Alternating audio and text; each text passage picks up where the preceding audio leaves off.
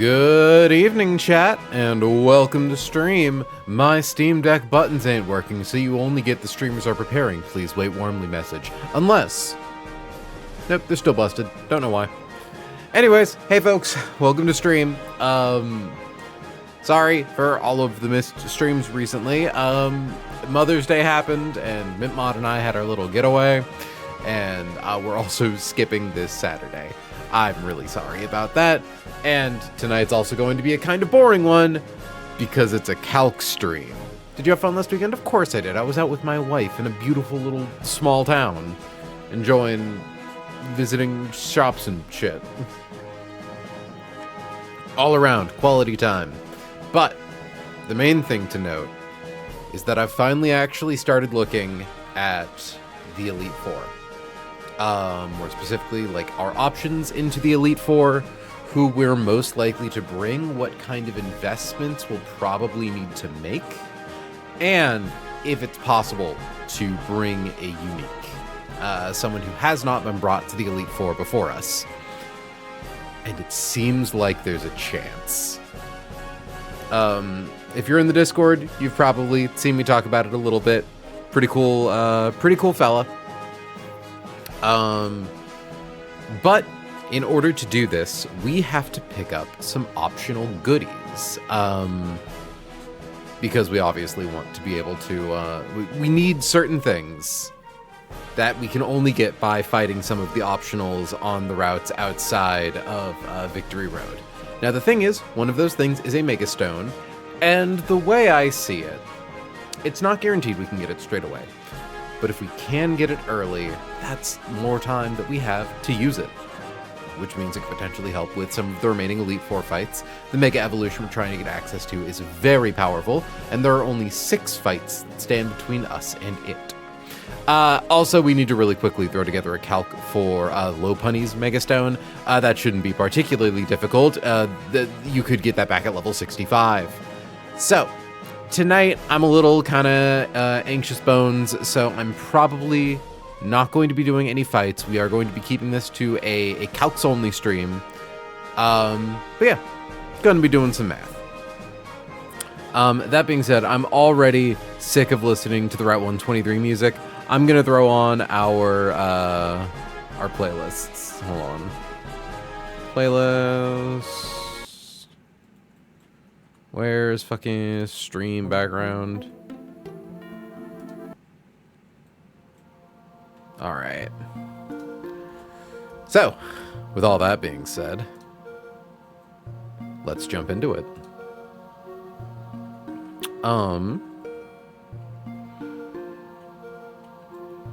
There'll be optionals, so I'm going to get this set up as specifically copy, paste, Route 123.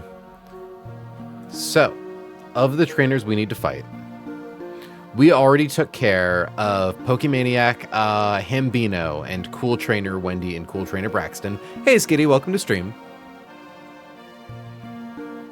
I wish that I could properly, like... Wait, you know what?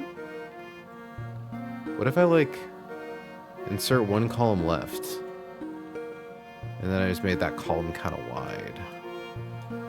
Oh my god, you guys can actually see it now. Ah, there we go. You don't know what's going on here, but there's essentially just a giant empty column to the left. But it means that you all can actually fucking see the optionals. So that's cool. Or at least like the full team lists. So, let's get this set up. So we need, I believe, 6. 1, 2, 3, 4, 5, 6. And thankfully the first one's pretty easy from what I've looked at. Okay. So Route 123. Ninja Boy Jonas and Expert Frederick. Ninja Boy Jonas. Oh, I should also probably write a note for myself.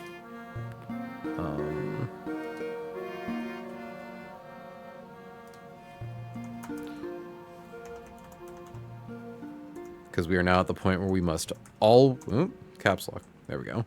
Always bring a guy who can fly you home. One of the small things you need to be aware of during your time... Ooh, dear. That's the opposite direction. I wanted to turn that. During your fights on Route 123 is that they take place over ledges. And if you don't bring a Pokemon that can use the move Fly, you can get stuck on the other side of those ledges. So you gotta make sure that you're calcing with that in mind. Thankfully, we've got a good set of guys who can use Fly. We have Dragapult, we have Latias, we have Dragonite. Bunch of cool dudes. Okay, Ninja Boy Jonas. And... Expert... Oop.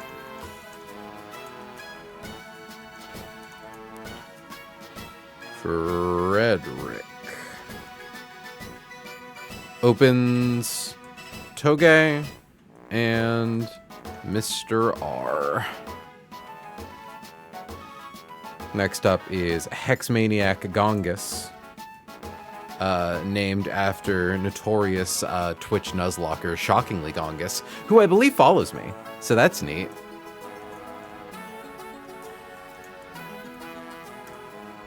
Me? Gongagus.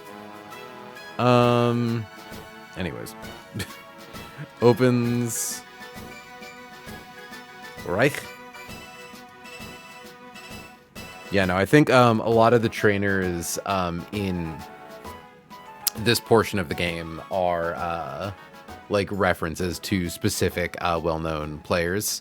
I would not be surprised if Hambino is someone in particular. That name seems way too specific. Okay, so Hexmaniac Gongus.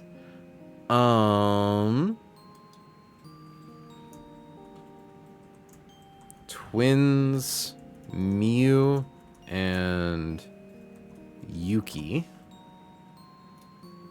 This is a true doubles. Opens Char and Marrow A. Do not forget that Marowak has Lightning Rod. You will regret it if you forget that Marowak has Lightning Rod. We do not need to worry about Bugcatcher Davis. He is only a fight you need to do if you want access to Mega Caesar. Psychic Jackie and Birdkeeper Alberto.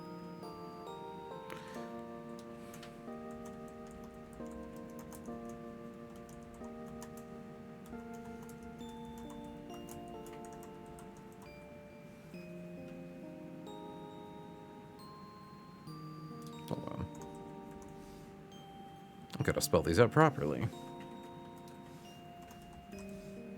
Birdkeeper. Alberto. We have a rain team. Or am I getting pinged out on Discord?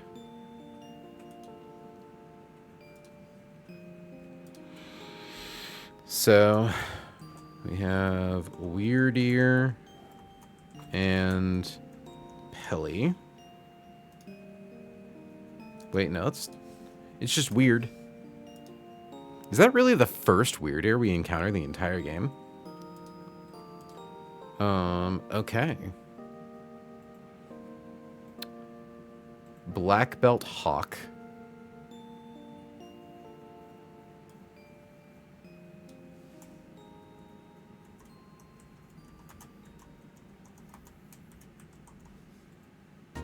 My man, Mr. Tua. Okay. Opens Milt. And lastly, Guitarist Fernando and Cool Trainer Jasmine. Opens Sylv E and Thras. Yeah, so you might notice that some of these Pokemon go up to level 96, and that's simply because you're supposed to kind of do these fights after you do Victory Road, but technically there's nothing stopping you. There is also Psychic Cameron and Hexmaniac Kindra, but We only have to fight them if we want access to a bunch of the other damage-reducing berries, which are certainly good, and we wouldn't complain about getting them, but it's not, like, mandatory to get Slowbronite. We also have to do this to get access to the eject button, which is mandatory for the line I currently have cooked up for Glacia, and the eject pack, which will probably be useful for Sydney. The red card's also interesting. It's a very funny item. It's just kind of hard to use. Though we could, in theory, absolutely use it for one of the trainers on Victory Road. Okay, so with all that being said, we also now need to look up Lopunny, Cool Trainer, Carolina, and Corey.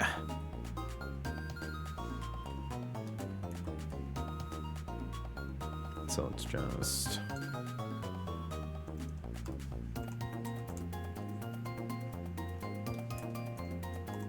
Four Mega Lopunny.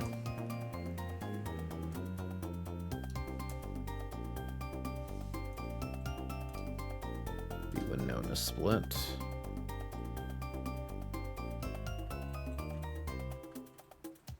That's Birdkeeper Josu. I mean, honestly, we could go get that real easy right now. There it is. And Sailor Corey.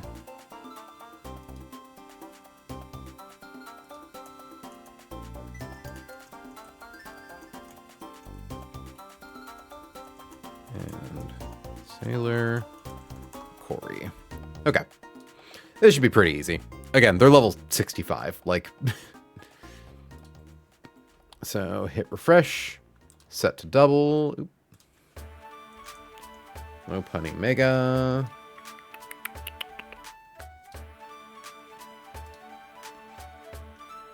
So, Facade, Fake Out, Close Combat, Return, Scrappy, and then Melodic.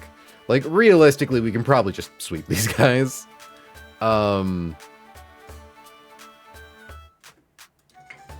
Like, the fact that Urshifu can one-tap Melodic with Close Combat. Okay, so... I'm gonna guess we're probably fine to use Sneasler to kill Mega Lopunny. And then Poison Jab kills Sarina. And then Poison Jab nearly kills Gyarados.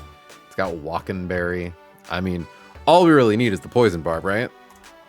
Hell, we can probably kill Lopunny with Poison Jab. We can. We can kill Lopunny with Poison Jab. That's very funny. Cool. And now for the other side of the field. I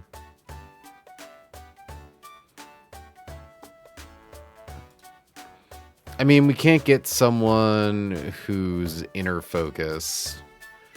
Though Lopunny technically doesn't know that it can click Fake Out on a Ghost type turn 1, does it? Because it doesn't have access to Scrappy yet. But also, like, okay, because let's see. Sarina here, no priority moves. Gyarados here does have Intimidate, so that does matter for Urshifu, but not really, because Surging Strikes. Like, even at -1 attack, we still kill with Close Combat with Life Orb, which is funny. Like...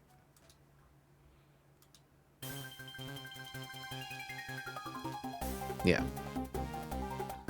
Because Sneasler just baits down the line, so we get Sarina in second. And then Urshifu, turn 1. Hell, we give it Thunder Punch. Yeah, we don't even need to click Close Combat. We click Thunder Punch on Melodic. Lopunny probably fakes out Urshifu, because it's required to. We kill Lopunny.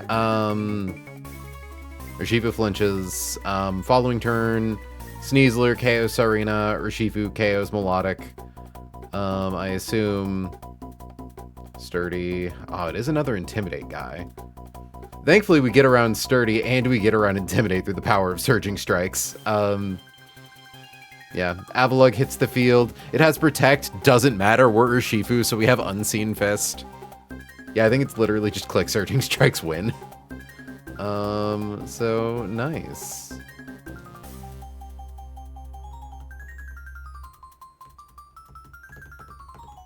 Okay, cool.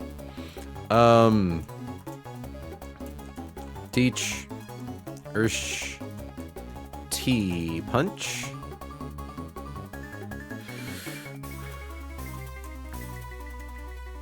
Teach Snee Key Jab.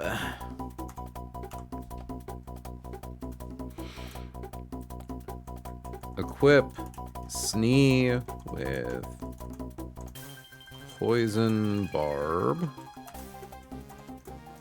Equip Ursh with, I don't know, like a black belt. And I guess Mystic Water.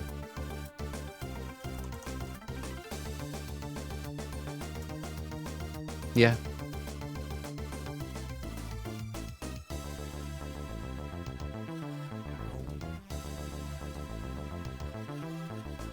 Because, yeah, Avalanche, Rock Slide, High Horsepower, nothing fancy. Icy Wind, Liquidation, Gunk Shot, Throat Chop. Intim doesn't matter because Urshifu crits, and Sneasler is immune. Yeah, we just fucking bonk these guys. Oh, wait. Sarina has Focus Sash. Sarina has Focus Sash. Okay, interesting.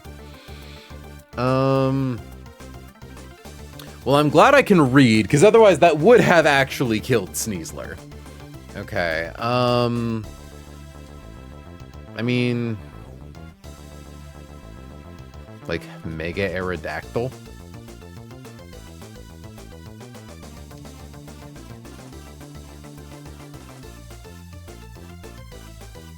Well, no, because then we don't know who Lopunny's gonna fake out, right? Okay, this is annoying. We have to play this slightly smarter. Like, not even that much smarter, right? It's... Togedemaru's outsped by Lopunny, so it can't actually fake out turn 1. Hi, April has the Victory Road, Spelunky. We are taking a detour. Well, first we're just calcing out the line to get Lopunite. And then we are going to do 123 to see if we can get to Slowbronite. Because currently we've only done the first 4 fights of Victory Road, but we're now doing a little detour.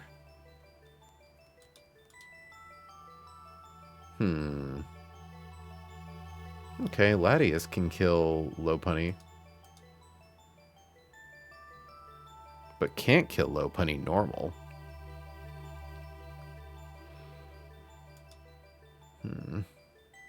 Ice Beam. The problem is that these guys do, like, no damage.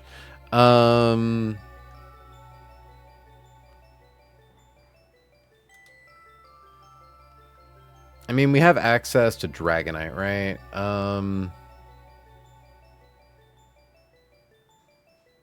Dragonite can, like, click Dual Wing Beat. And then can Dual Wing Beat Sarina. Can't really do anything fancy to Avalug.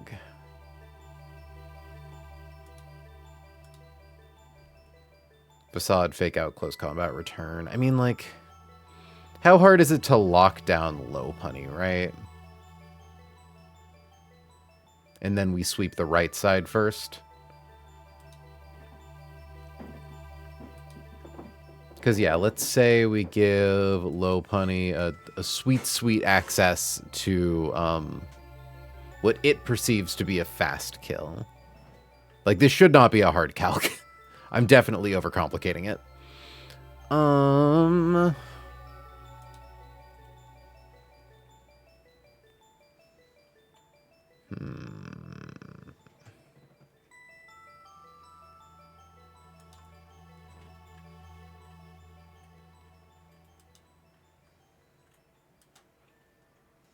Yeah, because I think, like, okay.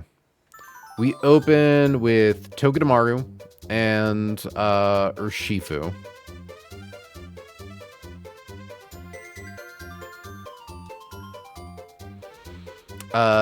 Turn 1, Togedemaru will be set up to show a kill to normal Lopunny close combat. Yeah, no, that's fine. Because I don't think it clicks fake out turn. Well, no. Okay, it's really weird. Because fake out can be tied with slow kill, which is what it has on Toge. But it then mega evolves. Because, like, if it went for fake out on Urshi, it'd be fine because Togedemaru is faster than regular Lopunny and can thus fake it out first. But it would actually, like... Because, like, it would mega evolve, becoming faster than Toge, and then faking out Urshifu. It's a whole fucking thing. It's very annoying.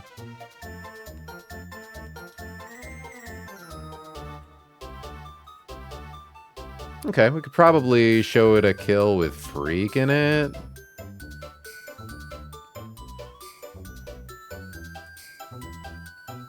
Because I just need to give, like, Urshifu a chance to go fucko mode over here.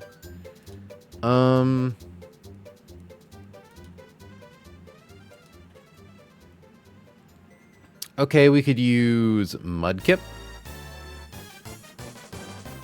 Or actually, we could use Ammonite.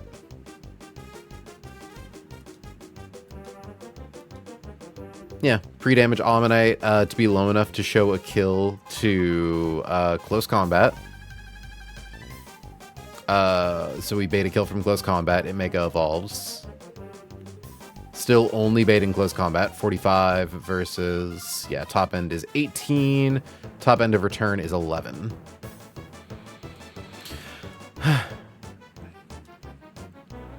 Or I suppose we could actually do it. No.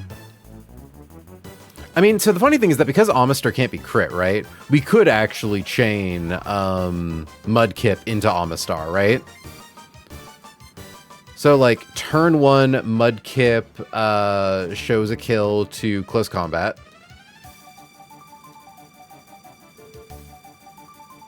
Interesting. It actually is much better at... Why does it show a higher kill to return?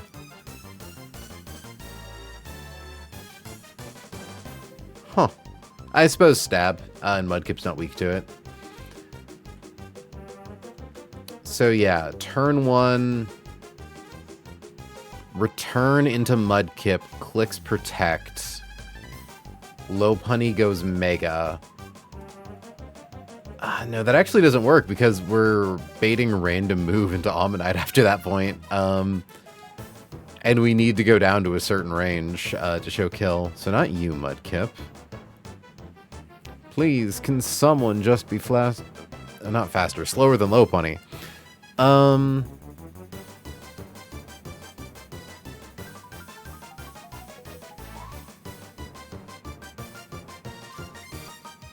Okay, what I could do is have Mudkip's HP low enough so that it's showing a kill to fake out specifically. Swap to Togedemaru on fake out. Lopunny is now mega. Lowest roll of fake out shows a kill to close combat. We're then baiting close combat, but actually we fake out Lopunny and then we spiky shield. That works. Okay. So let's see.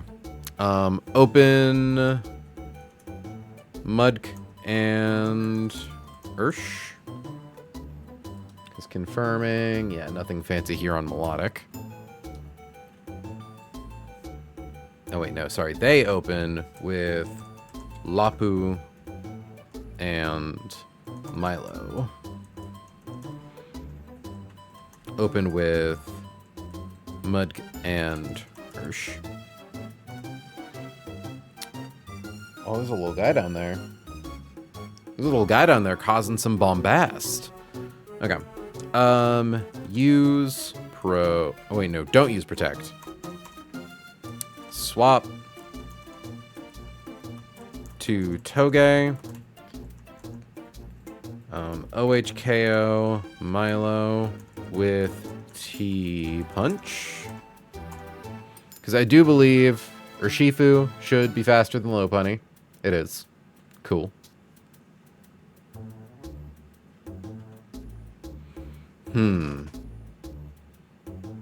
Does fast kill on fake out prioritize? Because I'm now realizing, oh, hello, little man. Hello, little guy. Does it seeing a fast kill with fake out prioritize it seeing that Urshifu fast kills it?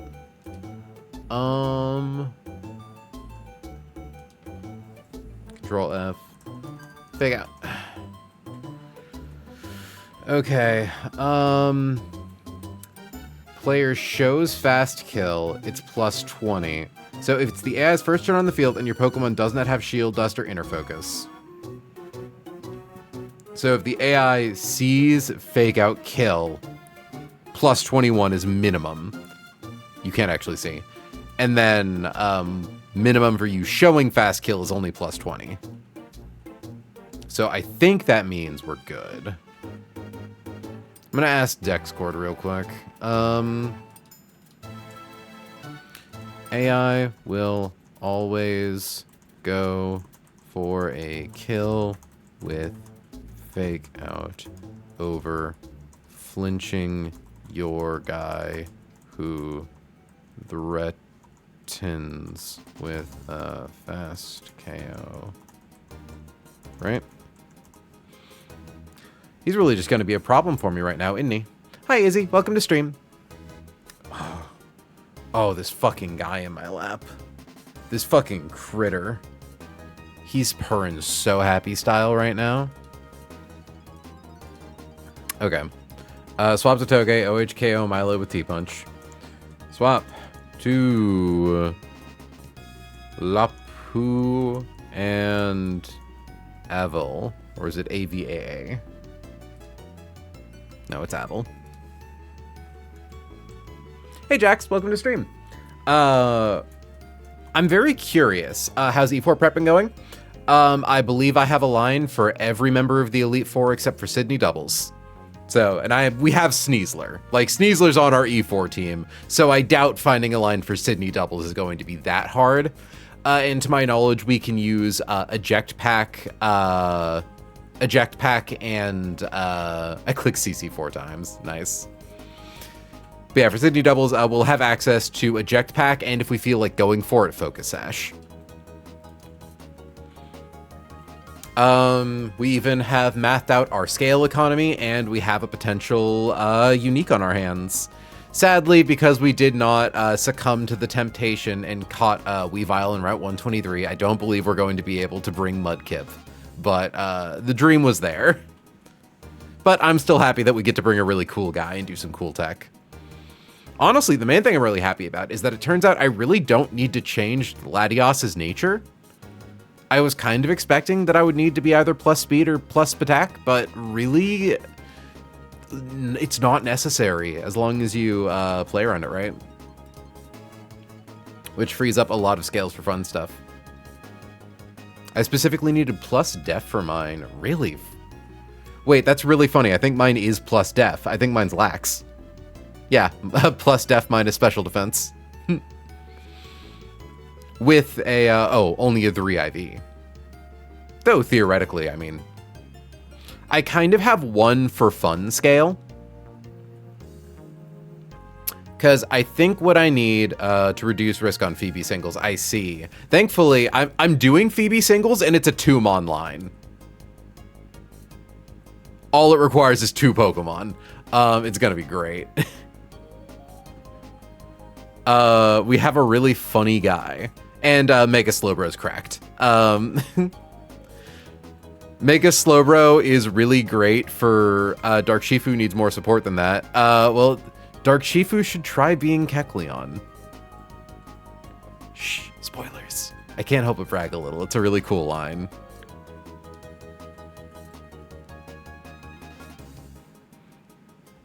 Okay, so correction. Technically, it is a 3-mon line in the sense that I need to swap to, like, Sneasler or someone to take Super Fang to bait in Hisui and Zoroark on Shadow Ball. But, like, the only 2 Pokemon in that fight clicking moves are Slowbro and Keck. Because I think currently our scale economy is 3 scales for a nature change. We have 12 available. 3 scales for a nature change, 5 for moves, and 4 for stats. 2 on one guy. I might scale Sneasler HP because I think it makes Sydney doubles easier. Because without scaling Sneasler HP, it does show a potential kill range to Incineroar Flare Blitz. And while it's low risk that it goes for that over faking out my partner, it still exists. And like I could control for that by just having a partner that dies to fake out. But like, I also currently only have one of my 2 choice items locked down, which I'm really surprised about. And honestly, like Glacia doubles was the thing that really, like, I was shocked I was able to figure out. Because we don't have a great box for that, but we do have one guy who kind of goes crazy stupid mode, if we're able to support him. Little man. Okay, so swap to Lapu and Ava. Use S shield. 3-hit KO. Aval with S strikes. Swap to, or sorry, not use spiky shield. Use F out on Lapu. But yeah, no, like if you want in DMs, I can share what I've got going on with you. Get your advice, your input. I am actually really curious why your Glacia's double line needed Latios to know Flamethrower. I know that you said Mystical Fire worked in its place, so I'm curious. Since I'm bringing Latios, that's pretty obvious. I'm not going to try to hide that one. I am curious if there's maybe some tech in that fight that I'm not seeing. Because if I could make Glacia doubles work without requiring the fire type I plan on bringing, I could, in theory, bring Mudkip. It was just to OHKO Abomasnow? That's hilarious. Yeah, I've got Sneasler who can beat Abomasnow to death, and I've got my fire type who's there for killing Abomasnow. Thankfully, Abomasnow is highly flammable. God, what is it? I think Toho 2, highly responsive to fire.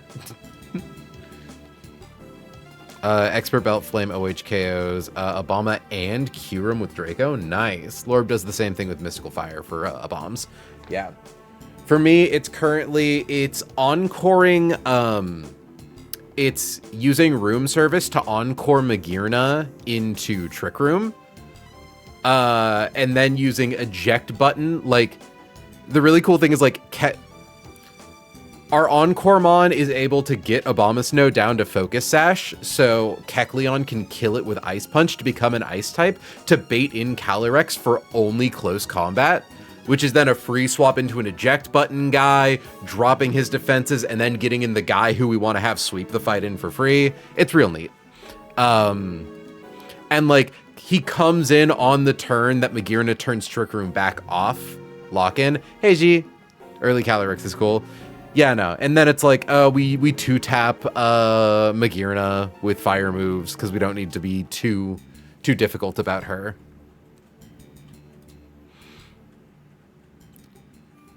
And then Sneasler does what Sneasler do. It just it blows guys up. It's very cool. The only thing I'm kind of sad about, well, I shouldn't stop giving spoilers, April. Stop giving spoilers. Okay, swap to Lapu and over. Use S shield 3 HKO over with S strikes. Swap to Lapu. I'm sure we can 3-hit KO Lopunny with Surging Strikes. We can.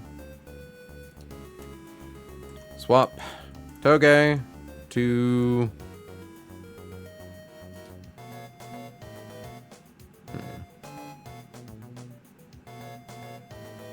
Wakon Berry. That's why that doesn't kill as easy as I thought it would.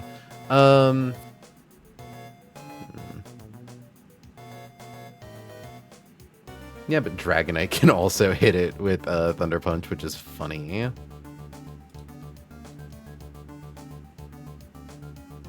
Shit, yeah, and kills through Wackenberry. Nice. Teach Ursh T-Punch. Teach Drag T-Punch. So equip Snee with Poison Barb. Equip Ursh with Mystic Water. Equip Drag with Magnet. But yeah, for tonight we're just calcing. I'm seeing if I can do all of the fights on Route 123 up to Slowbronite, because I figured getting that for the rest of Victory Road would probably help make things easier, and we have to go get it anyways, since we're already 2 fights deep. So swap Toge to Drag.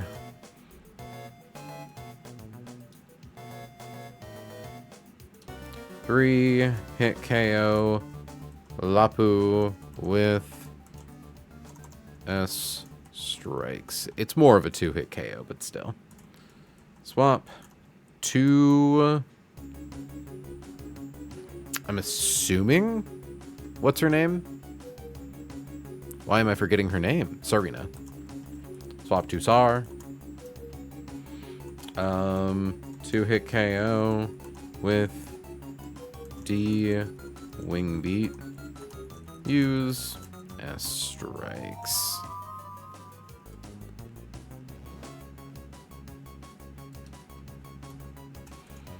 Swap to Gear. OHKO with T-Punch. Use T-Punch. Cool. And now we also have the line for getting Megalobunny. It's a whopping 4 guys. Okay. Now for the real shit we were working on. Thankfully, Ninja Boy, Jonas, and Frederick should be pretty easy because it's a fling double battle, which means highly exploitable AI. So let's take a look. I did make a lot fight at 69 cap. That shit was hard. I can imagine. The fact that it has so many Intim guys, it's got fake out straight out the gate. Fucking melodic is really annoying if you don't have a thing that can one tap it. Multiple guys with, yeah, one with sturdy, one with focus sash, bunch of Intims. I think Mega Pidgeot clicked Hurricane like 7 times, which is silly. Ugh. Yeah, no, I'm very much glad I don't have to do that fight fairly. Okay. So, gimmick here is... Oh, question, actually, for those of you who can answer. If I try to kill Mr. Rhyme with knockoff, does it actually do full damage still? Or does weakness policy proc reducing the amount of damage it would have taken from knockoff?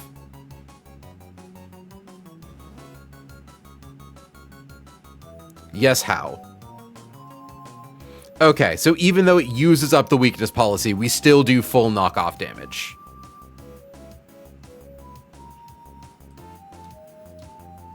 Because, like, yeah, we need our guy. Need Life Orb Slur.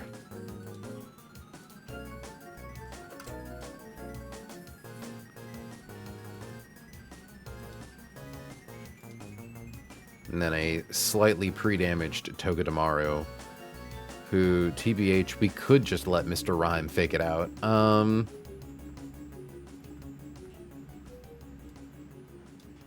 Because, yeah, it would be turn 1, Togedemaru fakes out Togekiss, Mr. Rhyme fakes out Togedemaru because Sneasler has Intim.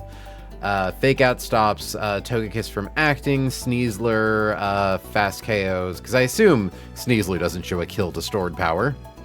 No, but it does do an uncomfortable amount of damage for a move with 20 base power. Okay. I mean, I could also just pre-damage Toge down to Focus Blast range anyways. Oh, right. There's also pre-damages for the last fight. There are pre-damages. Don't forget to calc those. Dipshit. Okay. But yeah, so turn 1, Togi fakes out Togi Kiss. Turn 2, Baits and Sceptile for fast KO. Sceptile is speed tied with Sneasler, so we have to be slightly cautious. Thankfully, it's not particularly difficult to kill Sceptile. No, actually, do we even need Life Orb? Yeah, because we can't kill Deki Dewey without it. Grass Ghost. It doesn't have any quad weaknesses. Yeah. So, Toge fakes out the guy. Mr. Rhyme fakes out Toge. Kill him. Sceptile does not see a kill on Sneasler with any of its moves. Though Acrobatics does do a lot of damage. So, it's going to Focus Blast into Toge, who has clicked Spiky Shield to block. Sneasler, then fast or slow KO Sceptile, doesn't really matter. Either way, it hits before Togekiss gets an opportunity to act, even though I don't think it matters if it flings its Salac Berry, but it is very fun to constantly deny it the sweet relief of unloading its berries. Next in is Deki Dewey, Overgrow, Weakness Policy, it doesn't really matter, we kill it with Knockoff. At which point we can swap Toge to Salac Berry, Inner Focus, Ice Shard, probably... Who do we want for fighting Sneasler? Because it can really just kind of be any chump with a Choice Scarf, can't it?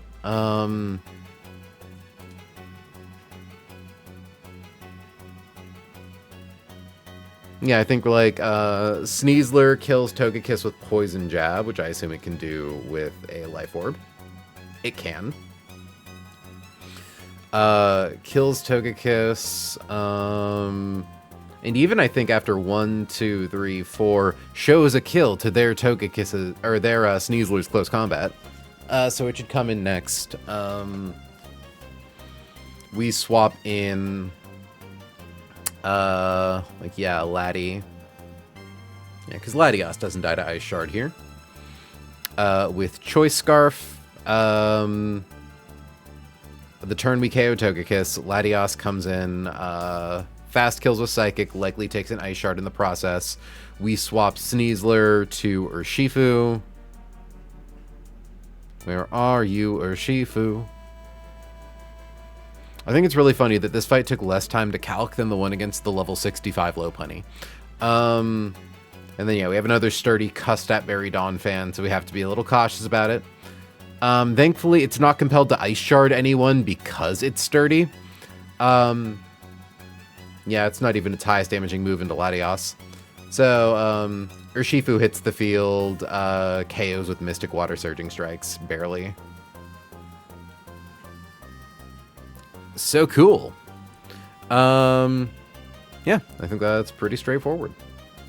Because Sneasler, hold on, 1, 2, 3, 4. Okay, no. So we do actually need to pre-damage Sneasler slightly if we want to show kill to their Sneasler.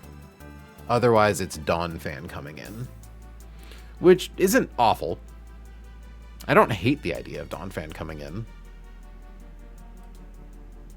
Because then it's just Donphan comes in for what is definitely high horsepower, which is a free swap to Latios. Yeah. Yeah, this is fine.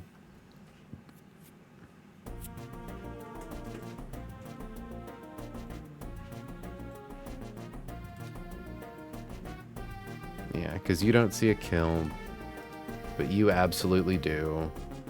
But we already swapped in Urshifu instead of Latios with Toge. I think it goes for high horsepower into Snee, but it's fine. Because it won't Ice Shard Urshifu. Okay.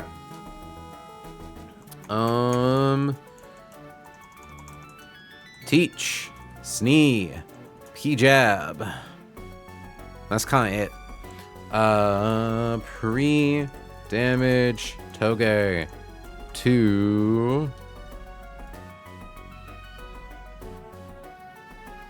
250 HP.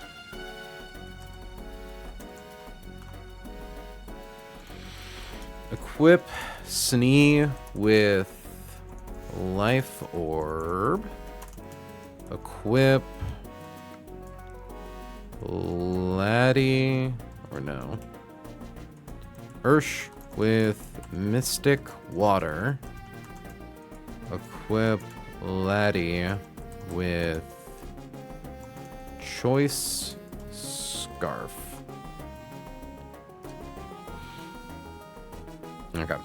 Open, and also confirming that at no point does Sneasler ever show a KO to Togekiss. It does not. Neither does Togedemaru, obviously. Cool. Open with Snee and Toge. OHKO Mr. R with K off. Use F out on Toge, who is Super Luck. Okay. Swap to Toge and Sep.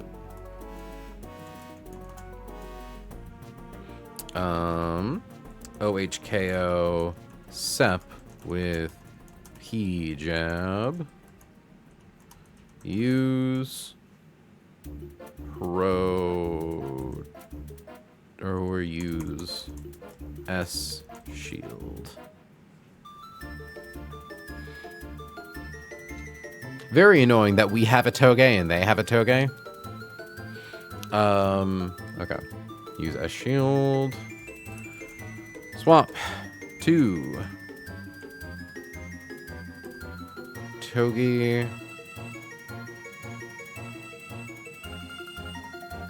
Oh, we actually do this a turn earlier than I intended. Huh.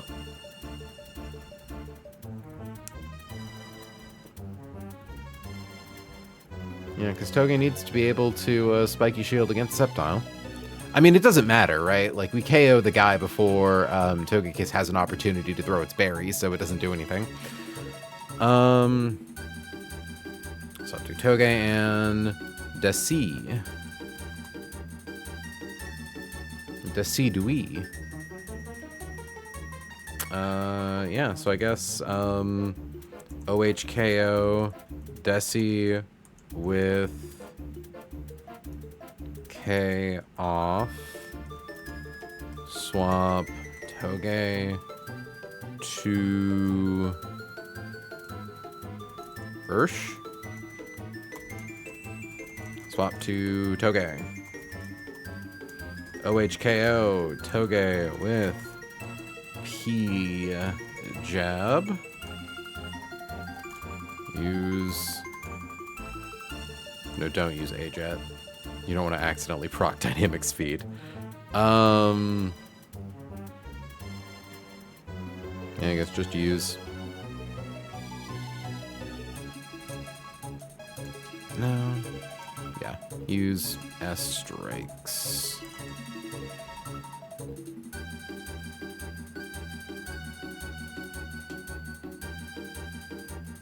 I don't know, because I'm, like, conscientious of Urshifu dropping its attack, right? But, like, we go... Sneasler goes before it, so we don't ever need to worry about accidentally proccing Salic Berry. Though I'm definitely not crazy about how much damage Dazzling Gleam does to it.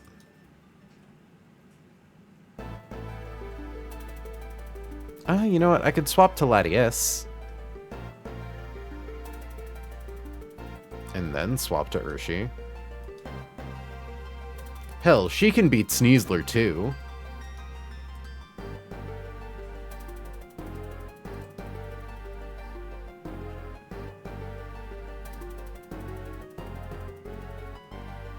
It truly does not matter.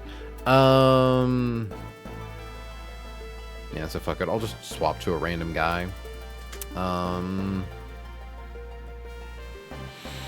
So I guess swap Toge to... fucking...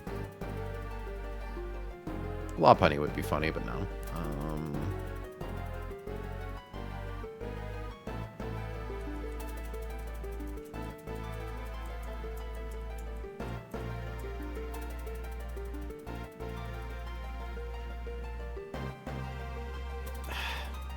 I don't know, like Slowbro?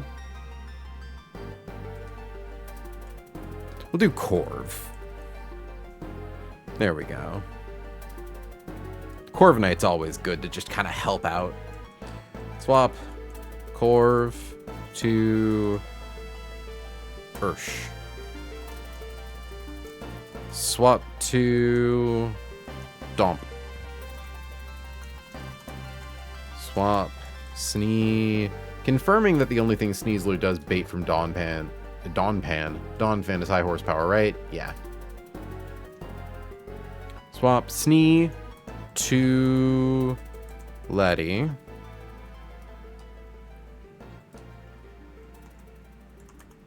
Three hit KO.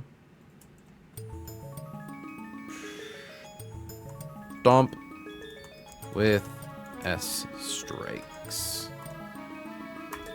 Swap to Snee. OHKO with Psychic. Use a jet. I don't know. Salic Berry. Yeah, I don't want to risk causing any kerfuffle with that. Though it literally can't KO either of our Pokemon. So like it's kind of fine.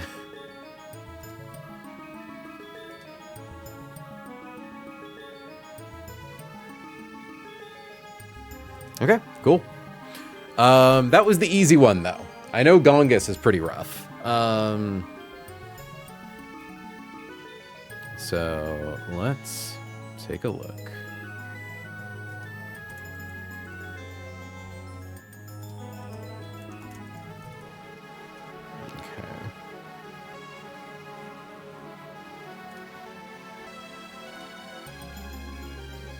Welcome to Real Calcs, gamers. So first up, Focus Sash, Static Raichu.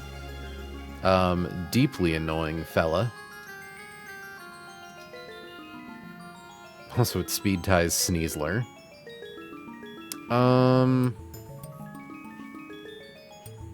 Thunder, Surf, counter Grass Knot. I know Torterra can fight this guy. You do like turn 1 Giga Drain. Into like Synthesis. Into Earthquake.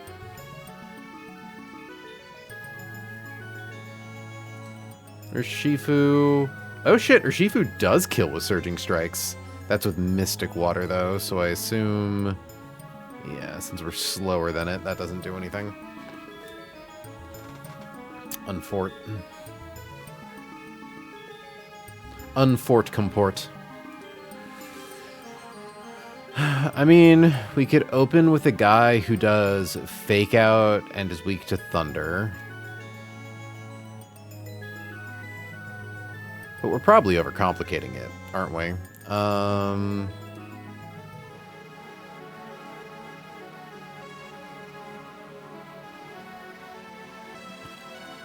Okay, because who does Torterra? I think it's always Glaceon afterwards, right? Yeah.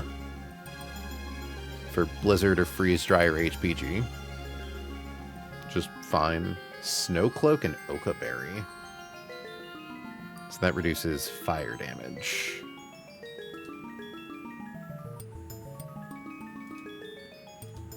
Okay, so yeah, Torterra beats Raichu, baits in Glaceon for fast kill with an ice move.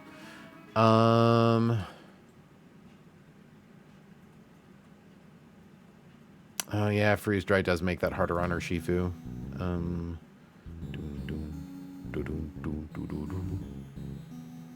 Shockingly bulky. I didn't know Glaceon was base 110 defense. Bulky fella.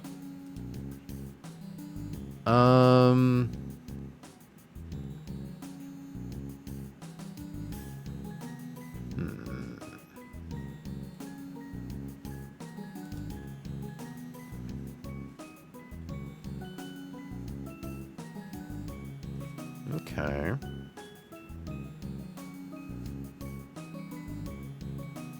That's not really great, actually.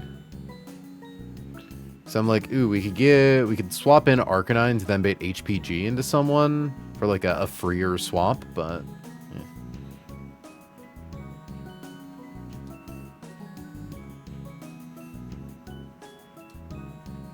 yeah, of course, Amister dies to Freeze Dry.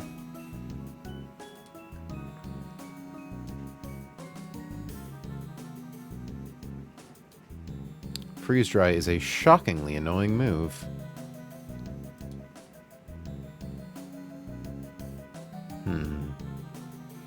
Clearly it's time to teach Lucario Flash Cannon, right? Damn, that's even worse. Why is Glaceon bulky? Okay. Because it also needs to be someone who we can, like, pre-burn safely.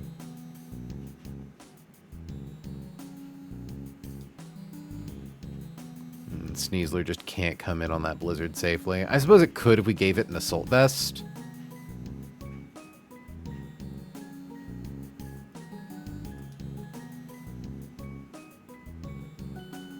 Jesus Christ. Okay, let's assume we have Assault Vest Sneasler. Max roll on Blizzard is 50. We would have to pre-tox.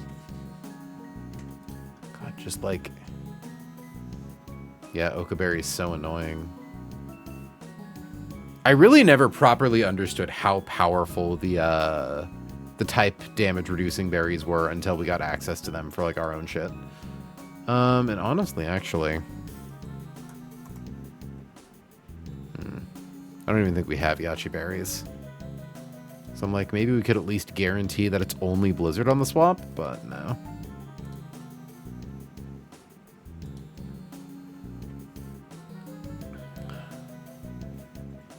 Fuck, is our only ice type Walrein? And conditionally Kecleon? No, we also have Frostlass. We could let Frostlass die.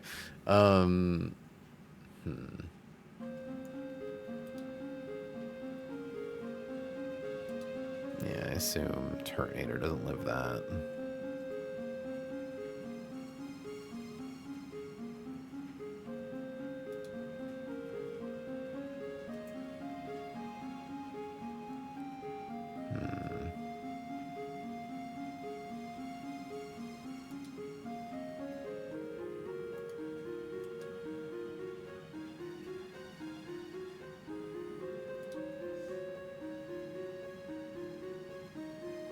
Yeah, there's just no one who kills this dweeb easy.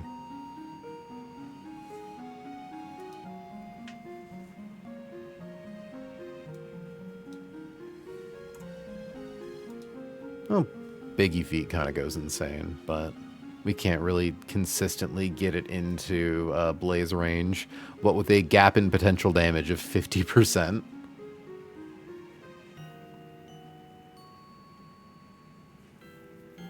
Well... Hold on. Okay, the max roll of Blizzard is 207. So, well, we just need to... 208? All we have to do is live crit max roll Blizzard. And then what's the lowest roll of Freeze Dry? Is 75? 133? No, that's half HP. That's literally exactly 50%. Yeah, it would have been funny.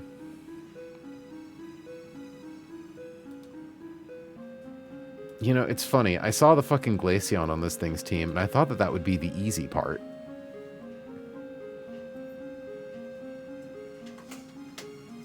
Okay, because I suppose the main thing is, like, Moonburst and Heatwave. Okay. Assault Vest might actually be really good here for specifically baiting Brave Bird on Swallow, right? Maybe not. Boomburst is pretty common.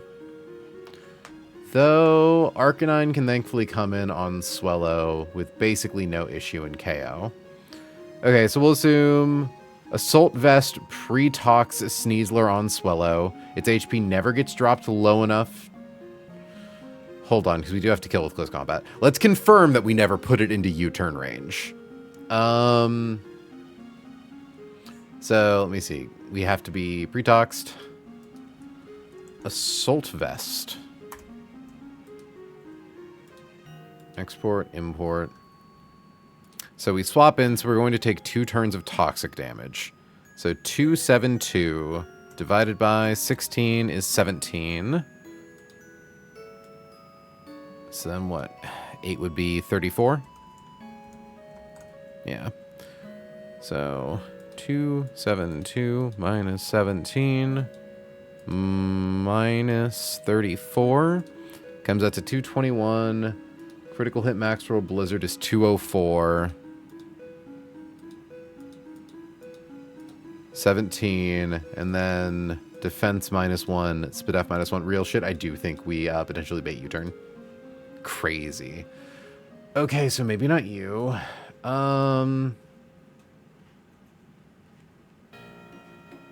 Okay, Lucario notably is underleveled right now. Damn, 95 doesn't do it. He's still probably our best bet, because I'm assuming he baits in, yeah, Swellow for Heat Wave. Or potentially Brave Bird, but, like, never Boom Burst is the main thing. Because even though we don't guarantee show a kill to Heat Wave, all we have to do is drop a CC, right?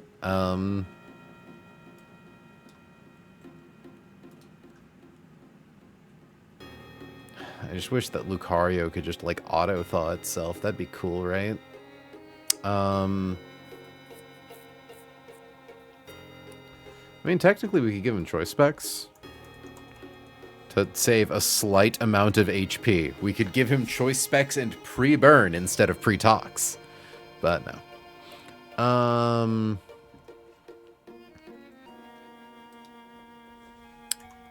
So, black belt. 260 divided by 16. 260 minus 16 comes out to 244. So then 260 divided by 8 is 32. So minus 32 comes out to 212.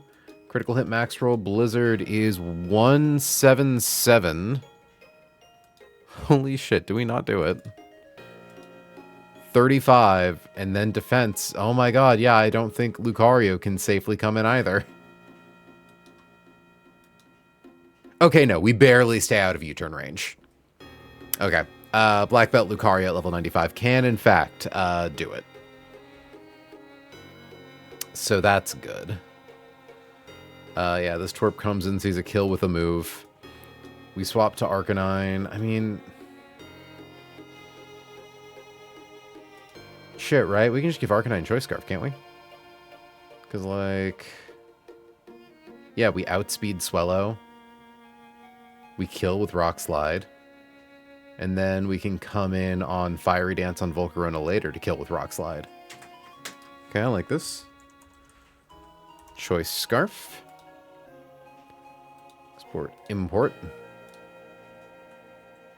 Assuming we swap it on critical hit Brave Bird, 43%. KO with Rock Slide.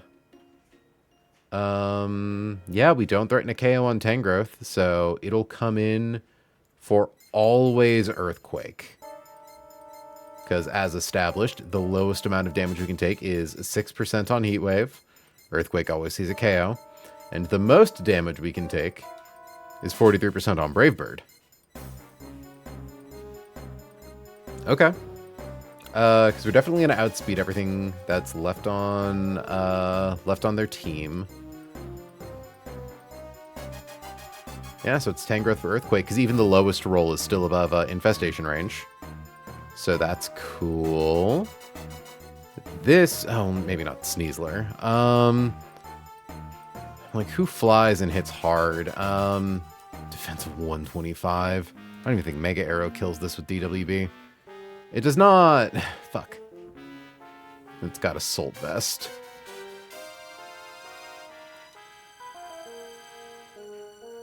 Oh, it was Garchomp. I'm like, what? Roserade can come in... ooh, that's Choice Spec Sludge Bomb. But Roserade can come in and live EQ. But we kind of have some room to play with here, right? Because we would ideally want to bait Fiery Dance on Volcarona next.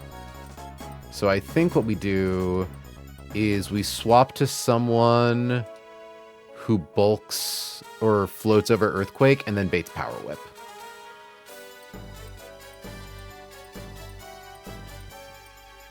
Yeah, it's knockoff. That makes sense. Which means it's also probably knockoff.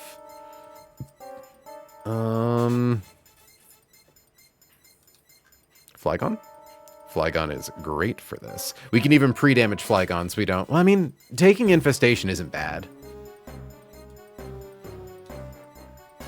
Because it's guaranteed Earthquake. Flygon hits the field. It would then be either Power Whip or Infestation. Notably, Flygon can even U-turn out for some bonus damage. Which means we might not even need to be Choice Specs. We probably do, but like... I don't know. I think we could do it with Life Orb. Yeah, we could totally do it with Life Orb. Hell, we could probably do it with just Poison Barb. Yeah, I think Poison Barber does it.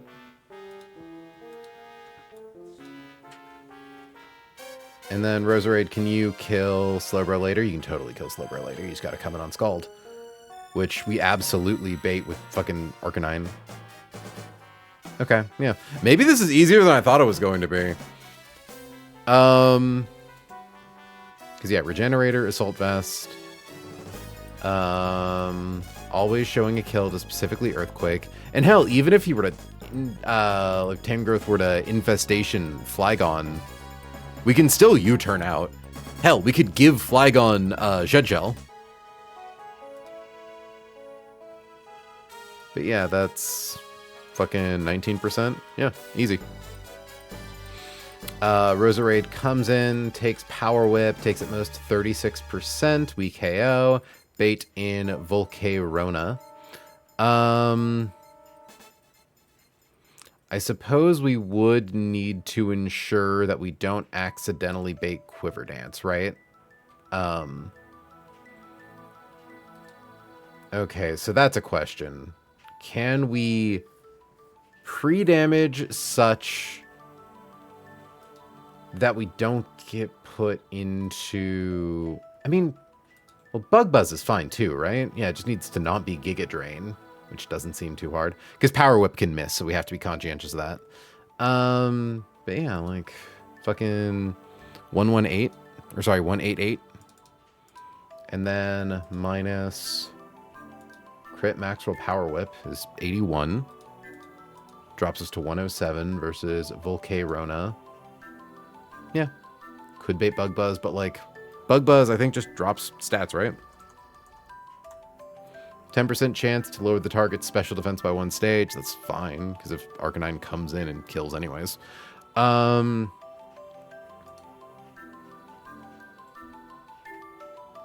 Yeah, so we're pre-damaged. Either of those moves are a safe swap to Arcanine, who can live critical hit Bug Buzz, and then fast KO with Rock Slide. Flame Body, Grass Gem, thankfully we don't need to worry about either of those. Lastly is Slowbro. You will win. Thanks, Sour. I appreciate that. You coming in to say that right when the inspiring music is playing. Again, we got to get there before we can win, but I do believe. The only Elite Four fight we still have to calc is Sydney doubles, and we have a fucking Sneasler. Like, realistically, as long as we can get to where we need to get, I think we can do it. So, Slowbro coming in for kill with kind of anything. Honestly, can I just raw swap to Sceptile and kill? Yeah, I could just raw swap to Sceptile and kill.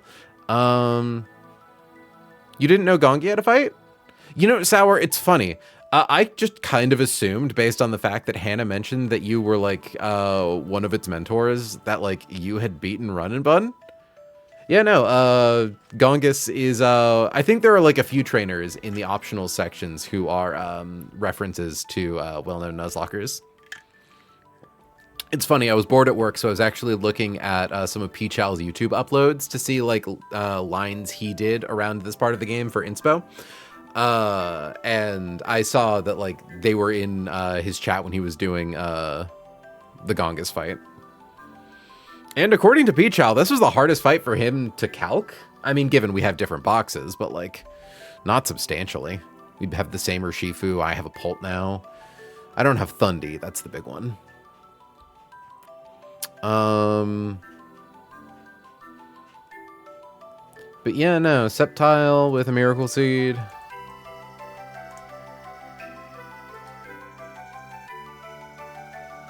can just come in and kill.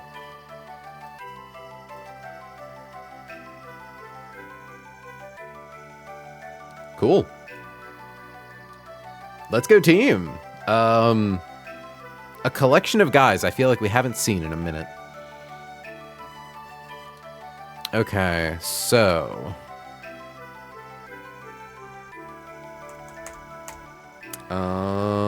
what's our equip list here? Doesn't really matter for Torterra.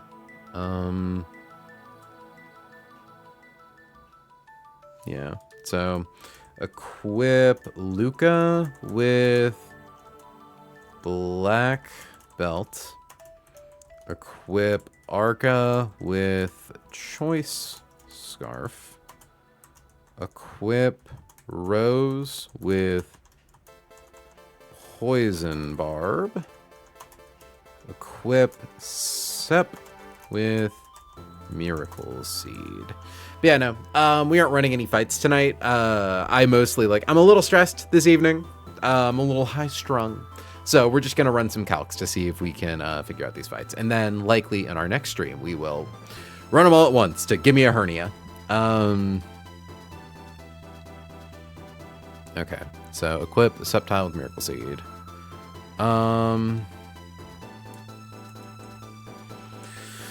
Fuck, is there any pre-damaging we need to do? Flygon. And also pre-toxic Luca.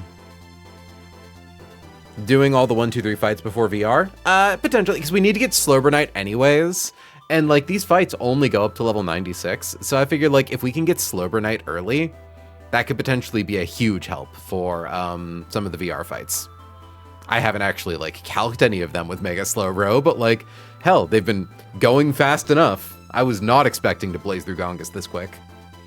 The nice thing is that they're kind of gimmickier, which means that like as long as you have the right tools to deal with the gimmick, you're fine. Okay, so pre-toxic, Luca. Pre-damage, Flag, 2.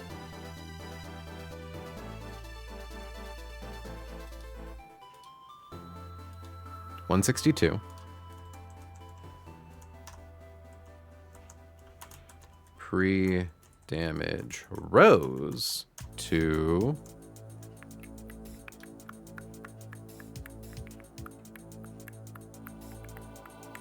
confirming Fiery Dance is special attack, not speed, right?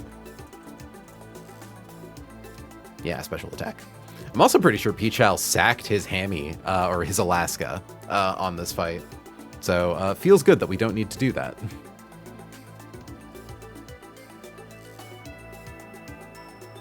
Okay. Pre-damage Rose to 188.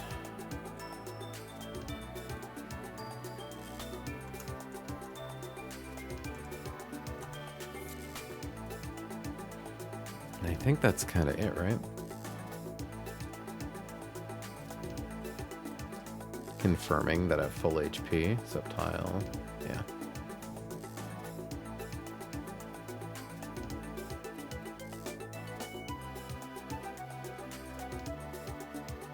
Howdy, hey, Curses. Welcome to stream.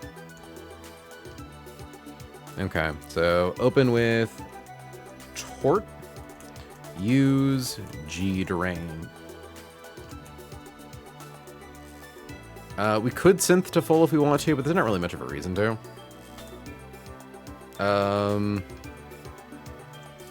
KO with Earthquake.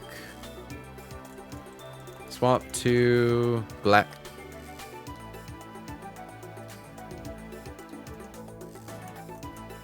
Swap to Luca. Oh yeah, also. Level up Luca to 95. We could probably do it at 94, but realistically it doesn't matter. Swap to Luca. OHKO with combat.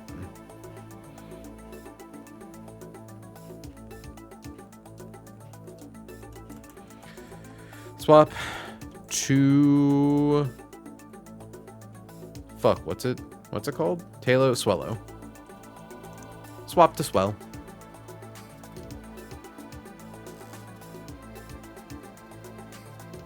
Yeah, baiting one of these 3 moves. Oh, wait. Okay, we do actually... Okay, yeah, thankfully Boom Burst caps at 50%.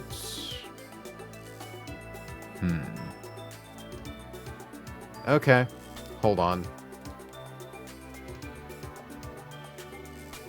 I don't know why I assumed Brave Bird was the highest damaging attack.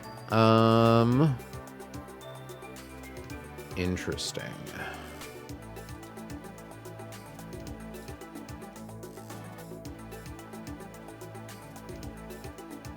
Okay, that would be bad, actually. I don't think this requires massive adjustments. I just need to, like, maybe consider using someone other than Flygon for the baiting here.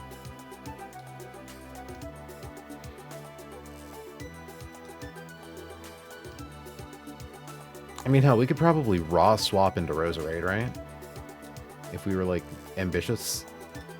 Because we're never low enough for knockoff, and that's the important thing. The most we take is 50%, which means we're safe to come in on either of Volcarona's moves.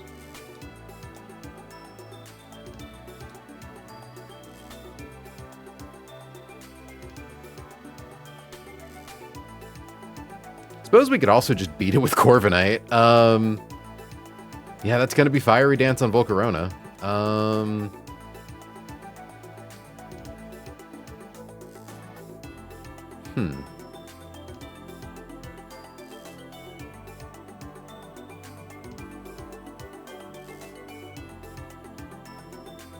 It's awkward because our HP does still need to be low enough for Fiery Dance. No, actually, Volcarona can't click Quiver Dance against Corviknight because we threaten it with a Brave Bird one-hit KO. So yeah, we could totally do that instead of Flygon. Hell, it's even like roll compression and shit.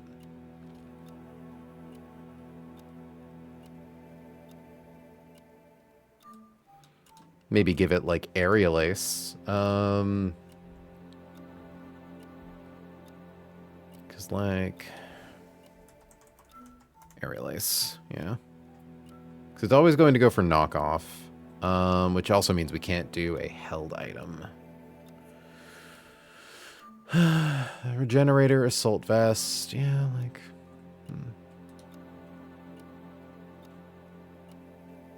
Salamence is in theory also good here.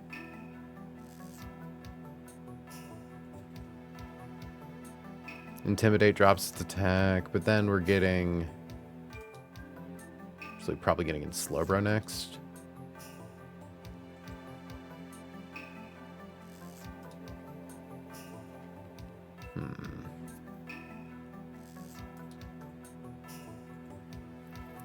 Okay, Noivern's pretty good. Again, we're not allowed a held item, but at level 95, we kill easy enough.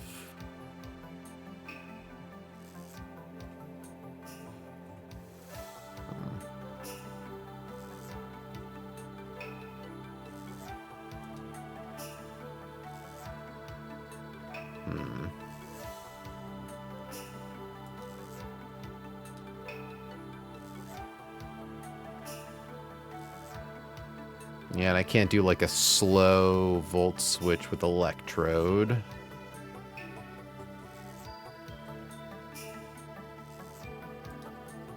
Yeah, Prim absolutely baits Power Whip. But again, if we take Power Whip on the swap, and that's the problem.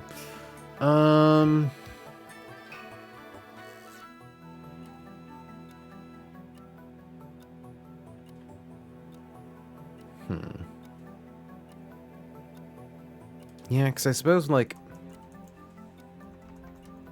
we can use Rock Smash, drop its defense by 2, and then just go for, like, the single-hit KO with Brave Bird, Roost back up to full HP, minus knockoff plus infestation, gets to, like, 50%. I don't know, I'm pretty sure Corviknight. Here, let's do some math. Corviknight with Aerial Ace.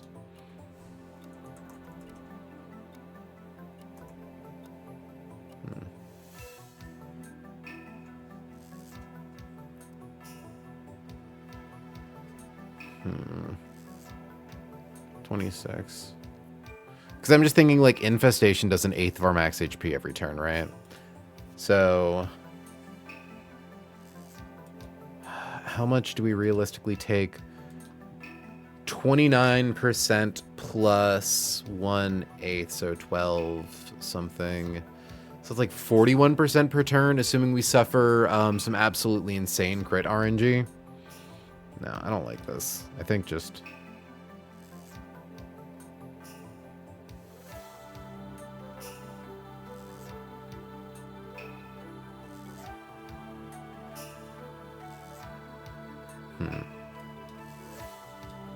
yeah, I think I just use Flygon. Why'd I get these guys out of here?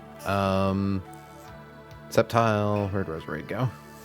Flygon, Roserade. And we just don't pre-damage Flygon, right? We have to level Lixie up enough to not die to Power Whip, but like... easier said than done, I guess. Well, no, because then if Lixie... no, because we could give Lixie a Pinch Berry. So that way, if she swaps in on a Power Whip... okay. Yeah, I think I like this. Also, howdy, hey. Hey, Greg. Welcome to stream.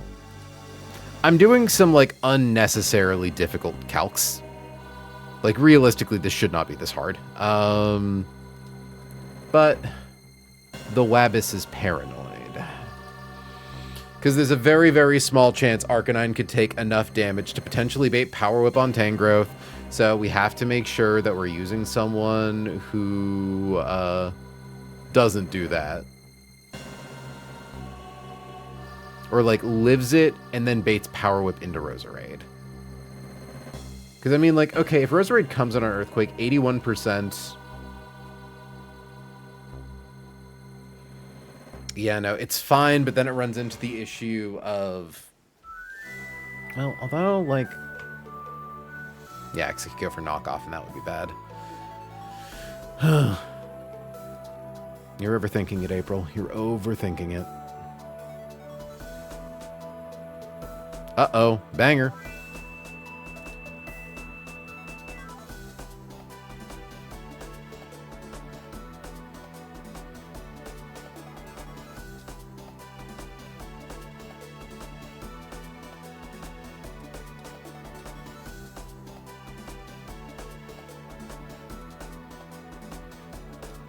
I mean, I could just give Roserade choice specs. And then that accounts for the world where Lixie gets crit, right?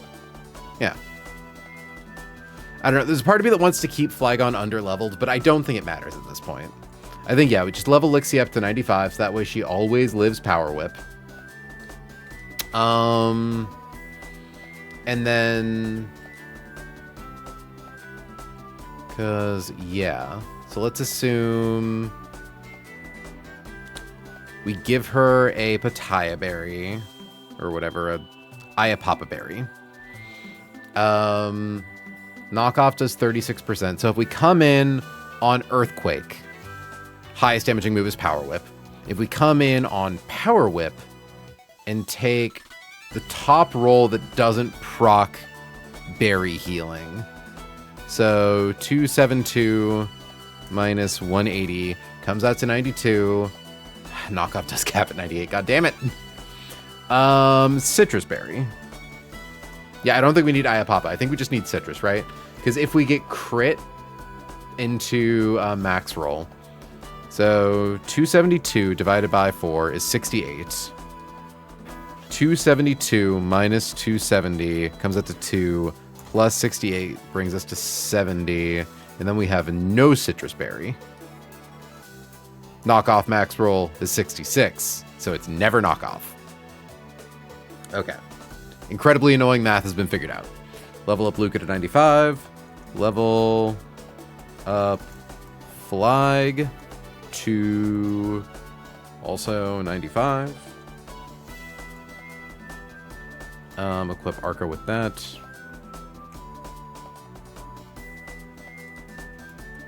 Equip Flag with Citrus Berry. Because this accounts for, like, if we suffer non-crit Power Whip, because that always procs Citrus Berry, which means we drop our items. So even if we were to take, like, max roll Power Whip, we would A, heal out of the range, and B, we wouldn't, we would drop our items so we show reduced damage to knock off. No Citrus Berry? Sad? What do you mean? We're absolutely using Citrus Berry. It just gets used up. Okay. Yeah, and at this rate, do we even need... Well, yeah, U-turn still does 22%. Okay. So swap to Swell. Swap to Arca. OHKO with R Slide. Swap to Tang. Swap to Flag. Use U-turn to Rose. KO with S-Bomb. And this way, yeah, Rose always comes in on either Power Whip or Infestation. Infestation is totally fine. We take less damage than we would from Power Whip. We're pre-damaged, so that way Volcarona comes in and sees a kill with Fiery Dance. Swap to Volk.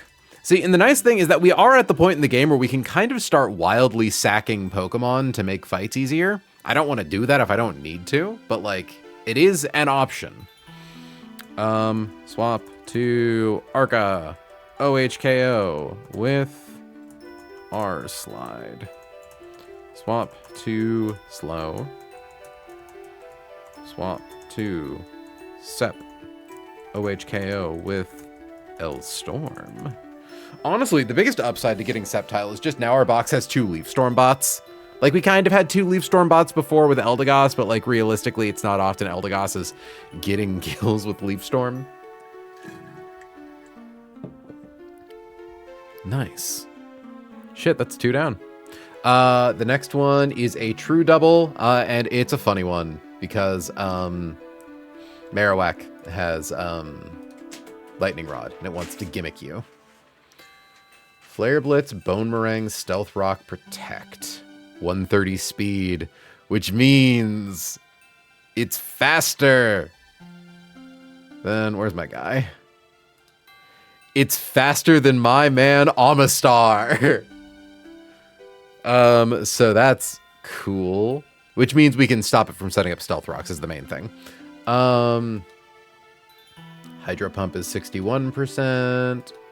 Yeah, okay, we can pre-damage into Hydro Pumpin' range. Straight up pumpin' juicin'.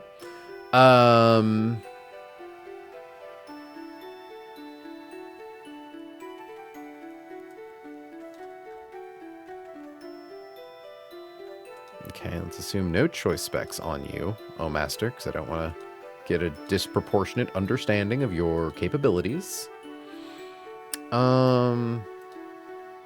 Psychic. Close combat, yeah. Almost can even bait and Grample next. So the main annoying thing with this fight is there's a Gothitelle. We love dealing with fucking Gothitelle. Though I do think for Marowak Alola, I believe... Oh, we do have Urshifu.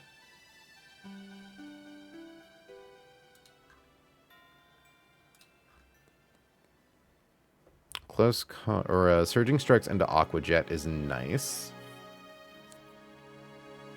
Because, yeah, the annoying thing about Sharpedo is that it has a speed boost and a Focus Sash, so it wants to get fast and kill you. Theoretically, as long as we 2-hit KO it. Actually, out of curiosity. Electro Web. It's a spread move, right? So I think Electro Web gets around Lightning Rod. I'm not really tempted to test that theory.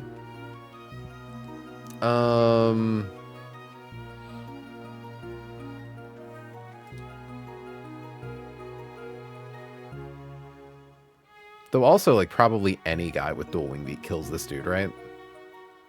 Okay, Mega Aerodactyl's fun. We even outspeed in case it tries to kill regular Aerodactyl.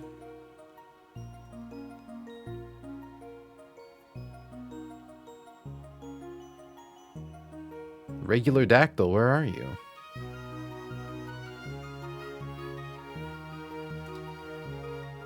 Oh, yeah, we absolutely should kill Hydro Pump. Okay.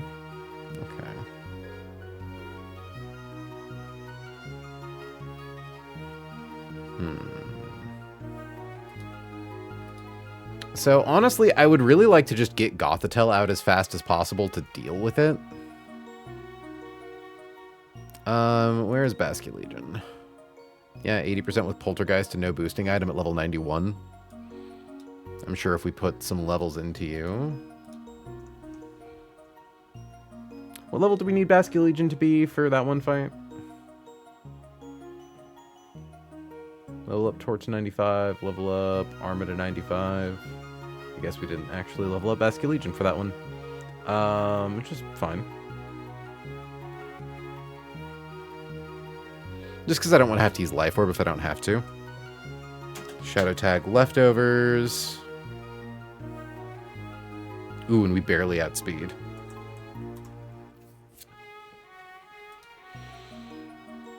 Okay. Because I am thinking, like... Basculegion does just kind of kill Marowak, but... we don't show kills to Sharpedo. Lightning Rod, Thick Club. Yeah, as long as it sees a KO, it won't go for Protect. Poltergeist to fast kill Gothitelle because it can't get us with Fake Out.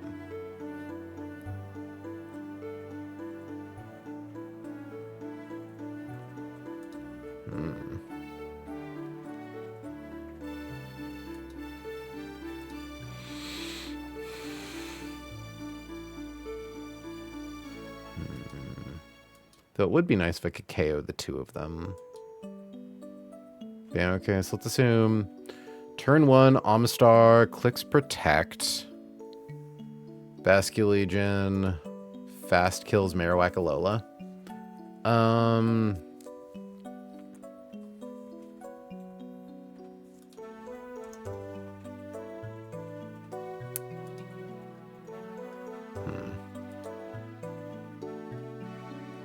Because I am also thinking about Sharpedo here.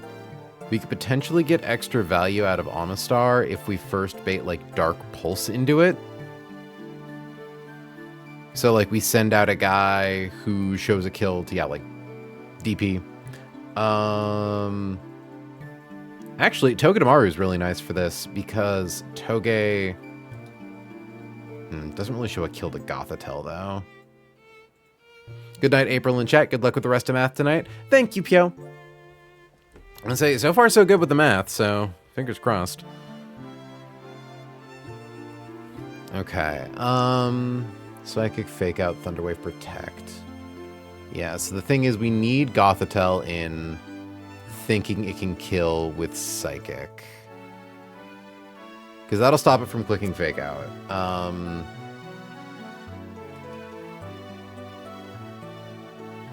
So yeah, like, in theory, we pre-damage Amistar such that once it comes in on a Dark Pulse, it always shows a kill to Psychic. We KO Marowak. Bait in Gothitelle. Amistar clicks Protect. This is just to stop Gothitelle from also clicking Protect. We KO Gothitelle, at which point Amistar's probably baiting in Granbull. Yeah, and I think we can probably finesse this range. So let's see. 130 plus high roll Dark Pulse, because we don't have to worry about crit. 138. No, sorry, plus low roll Dark Pulse. 117 brings us to 247. So we swap in on 247. Though, I mean, like, we could also just use Togedemaru, couldn't we? Because so long as Marowak doesn't see a kill, we don't actually need... Yeah, I think we could use Toge. Better than Amistar. Because it also breaks... Sharpedo's Focus Sash, right? Because, yeah, turn 1, Togi's on the field. It's shown to kill the Bone Meringue. Marowak gets outsped and KO'd by Basculegion. Togi fakes out Sharpedo, breaks its sash. Gothitel's faster, though. Yeah, so we kind of need Amistar or Mudkip. Okay, but let's assume Hydro Pump. Okay. Yeah, Hydro Pump does too much into Amistar, though.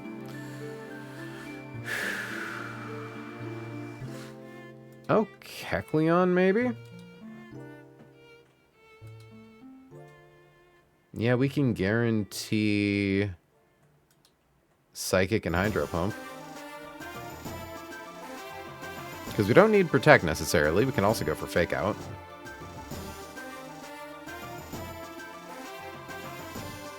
And then Kecleon probably also baits in Gramble for close combat.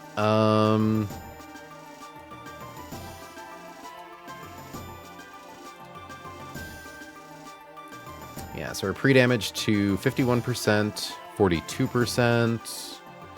That does barely put us into Dark Pulsing range, though. And I'd prefer to only bait one kind of move.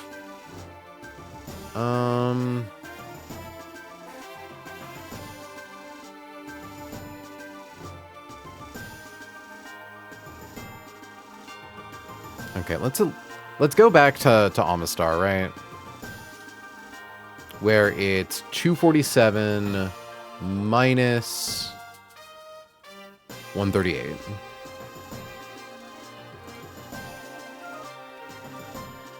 Drops us down to 109, which is above Icy Wind range, but well below Hydro Pump and Dark Pulse range. Okay, so we send out a guy. A guy who baits Dark Pulse. We swap to Amistar. We kill Marowak. Out comes Gothitelle, who should see a kill with Psychic. She can't fake out Basculegion either way, so we definitely know what she's going for. Amistar clicks Protect, blocks both moves. Basculegion KOs Gothitelle. In comes Granbull. We are outside of play rough range, which means it is always close combat.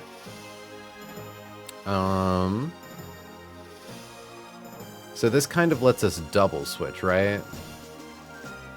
The annoying thing, though, is that we are kind of baiting... Ooh, Basculegion could actually totally pop Sharpedo here. I didn't even think about Superpower. Like, the guy we're swapping to still has to live 2 hits, because it's not like we're fucking not getting, It's not like we're outspeeding Sharpedo, but... I mean... Dragon types, right? Hell, Primarina, probably. Dark Pulse, Hydro Pump, close combat. Primarina does, in fact, live all those.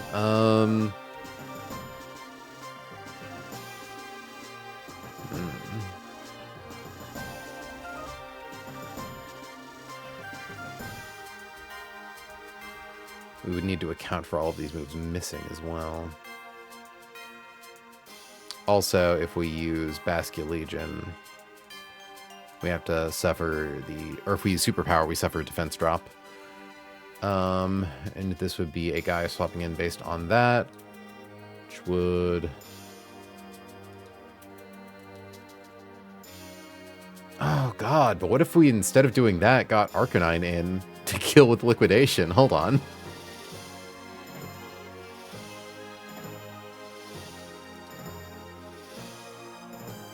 Because, like, okay, if we have Spell Tag,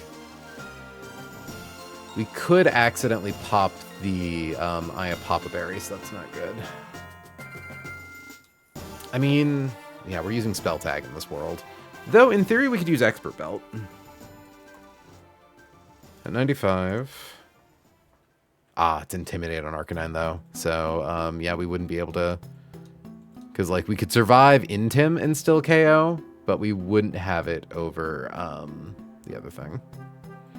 That's kind of fine, though, because in theory we could swap Basculegion out and then swap it back in later. So... Gramble goes for close combat. Hydro Pump or Dark Pulse. It's not a safe swap to a Ghost type because Dark Pulse.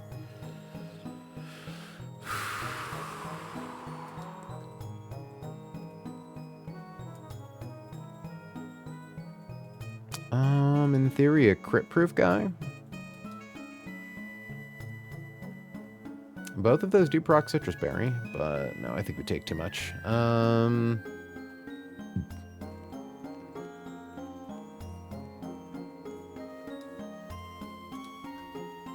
Yeah, we're not doing that much with Shadow Sneak.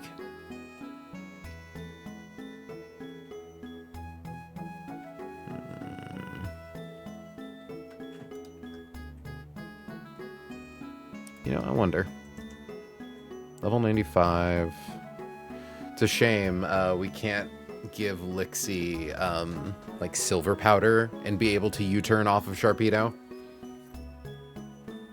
Because like if we could knock it down to its Focus Sash so we could actually quick tap it with Shadow Sneak, that would be really cool. But like, yeah, we don't have any other guys who use U-turn, I think.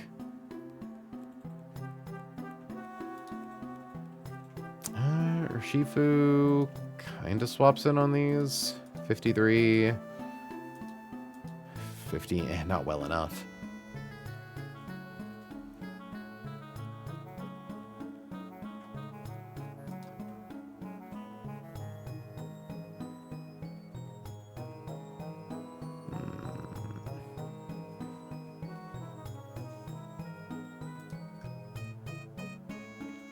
I do quite like the idea of a guy who can come in and then like immediately bait Play Rough from Gramble. Ooh, we do have to consider that Gramble is going to get Intimidate off though. Which means Superpower might actually not kill Sharpedo. I mean, no, it would do it. No, it's not, because we aren't doing a fake out at any point. I did forget about that.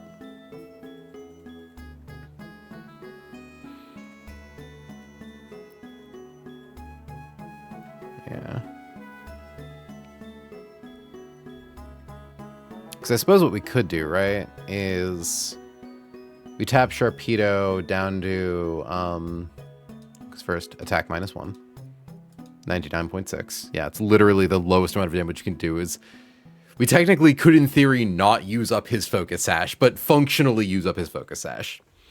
Because what we could do is we could drop him down to 1, which then it's Basculegion and the guy that bulked these 2 hits on the field. And then, in theory, Basculegion could Shadow Sneak, KO Sharpedo, and whatever we swap in could maybe be capable of KOing Gramble. Or just baiting Gramble into something else. So... because Noivern's bulky, but I think Dragonite's bulkier. 91 versus 85. Defense is 80 versus 95. 36%. 59, 40. Yeah, a lot of damage, but nothing too crazy. And as long as we have a Citrus Berry, we're never baiting close combat, but we are definitely always baiting Play Rough. Other nice thing is Gramble is landing an attack, which means it's dropping its defenses by 1 each. And Basculegion dropping its own stats by clicking Superpower. Okay. So yeah, Basculegion sets itself to -1/-1. It's Sharpedo, Gramble. Gramble's gonna go for Play Rough into Dragonite. Basculegion Shadow Sneaks into Sharpedo to tap it. At which point our attack is at -2. And our defense is at -1. Knockoff. Ooh, yeah, actually, it's always Toxic Rogue for knockoff, right? Yeah, it's super duper Toxic Rogue for knockoff. Might have to do some pre-damage to guarantee that it's knockoff over fake out, but it's not too bad. Okay, so at that point, we tap the guy, we swap to something that lives play rough.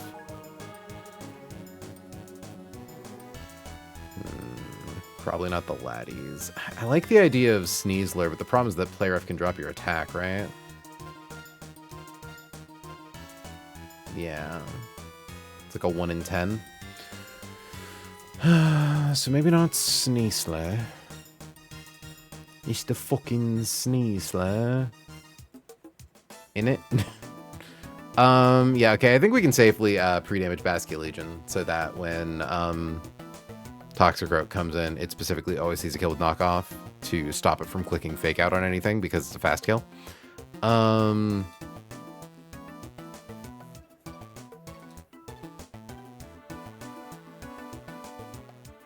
So who can bulk a play rough? Resurrect can. Resurrect can live that and kill with Sludge Bomb. And then versus, yeah, it's not threatening a kill on Toxicroak anywhere. So it can come in on play rough, take a stat drop.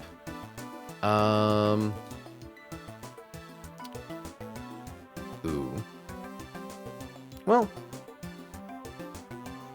if we give it Choice Scarf,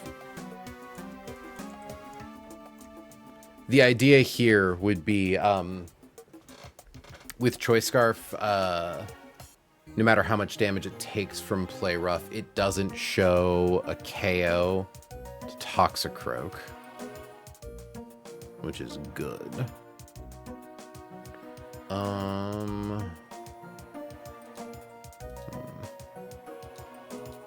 Though I worry this line is maybe getting a little convoluted. Things are getting out of hand. Oh, something we have to recall, actually, is we actually probably could use Sneasler. Takes a lot of damage. But 48. Oof, that's a lot from play rough. Okay, so maybe not. Because I was going to say, I'm like, oh, wait, we don't actually care if play rough drops our stats, because Granbull has, or is dropping its own stats from clicking CC.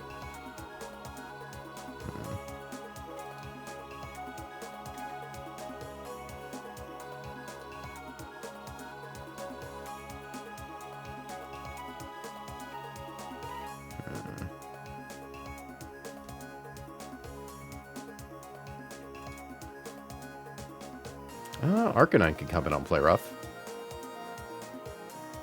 Unfortunately, this is a poison touch Toxicroak, not a dry skin one, so we can't take advantage of that to kill with like Flare Blitz. But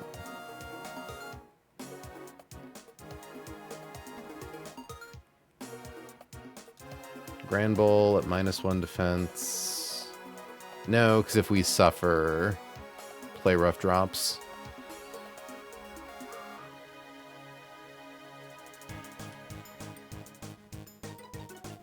Togedemaru might not be bad.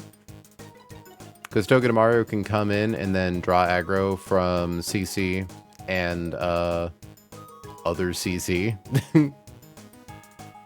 Which would let me position the other slot.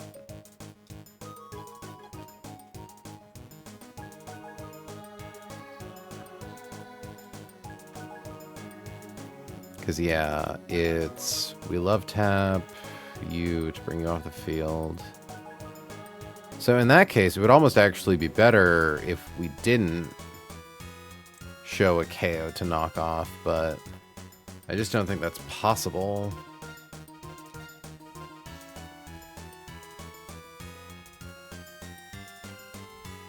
So, I mean...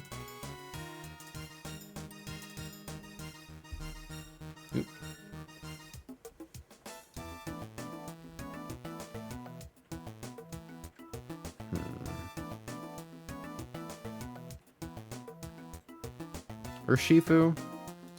Out of curiosity. Mystic Water.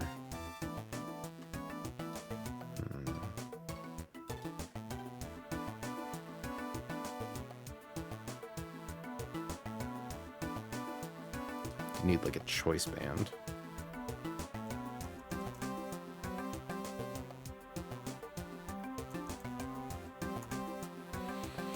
Choice band would allow it.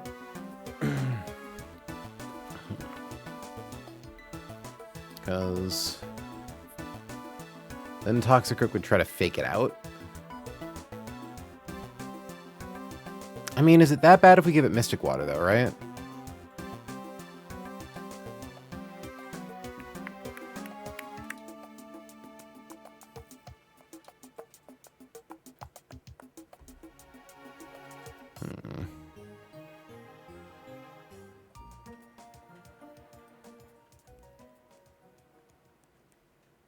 Out of curiosity, Sharpedo, I do believe, is slower than Urshifu. Okay, that's something. In theory, we could, maybe not Surging Strikes, but like Brick Break.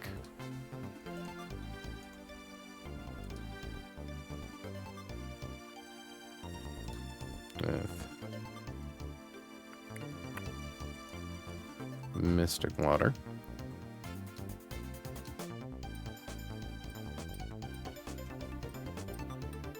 In theory, we could use Amistar to bait these guys. Turn 1, Brick Break, Sharpedo. Turn 2, Profit? Turn 2, Aquajet.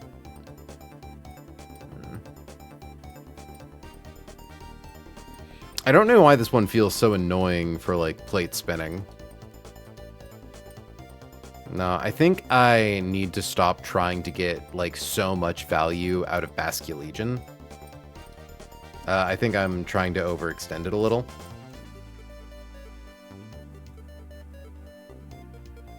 So, let's just do the thing. Because honestly, another thing we can do is give Amistar Shed Shell, right? So we can control 50%, 53%. Damn it. Why does the overlap have to be just good enough?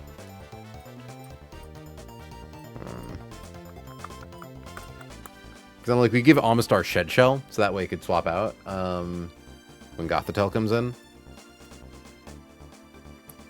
Which is true. And then whatever swaps in only needs to worry about Hydro Pump or Dark Pulse, right?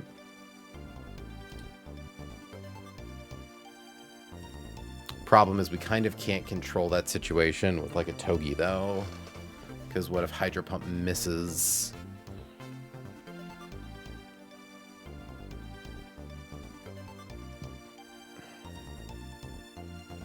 Yeah, no, as much as I'd like to get rid of Marowak early, I think it's probably for the best that we get rid of Sharpedo. I don't know.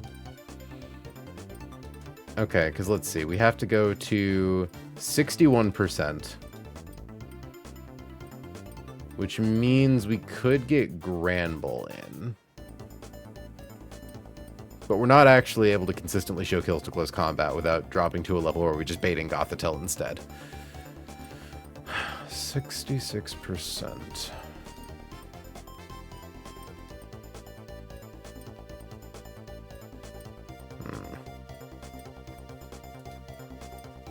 Yeah, unsurprisingly, Urshifu kills that.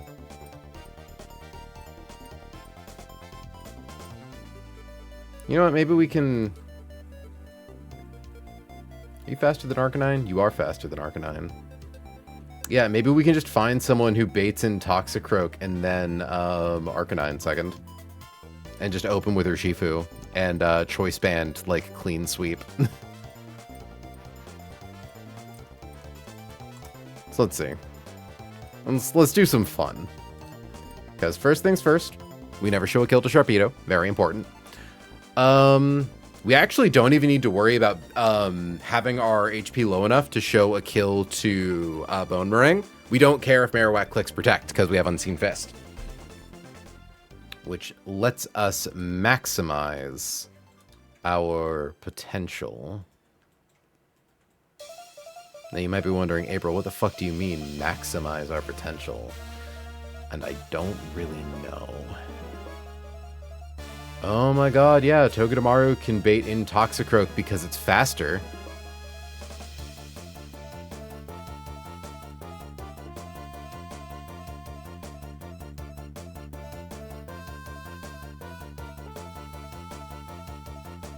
Bonus points if we put Togi's HP low enough to show a kill to fake out. Turn 1, fake out Sharpedo. Turn 2, spiky shield to block fake out and also whatever Sharpedo's got going on. Hell, at that rate, do we even need Choice Band?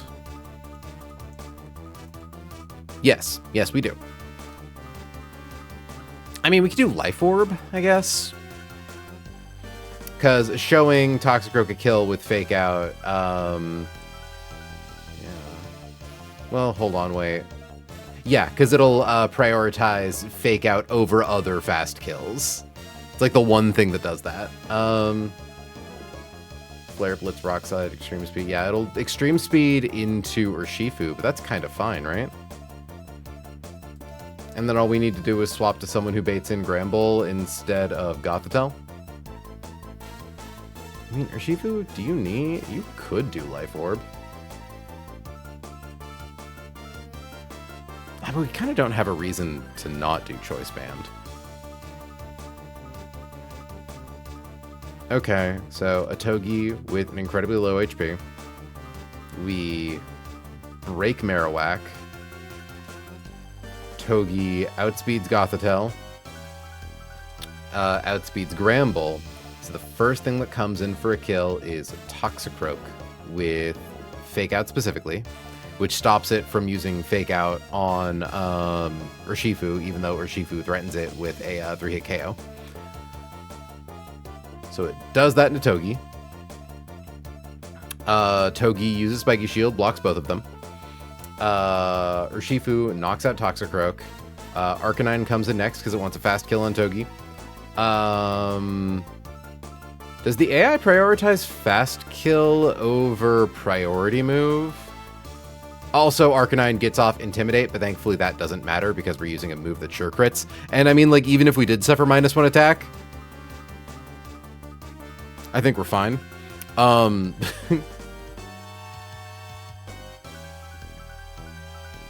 Yeah. The only issue is that Togi baits... ooh, hold on. 8.3 for Icy Wind.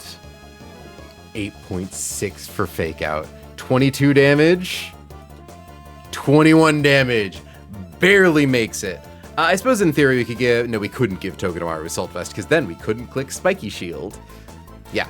Okay. Togedemaru barely has its HP above the range where we show kills to Icy Wind. Very fortunate for that.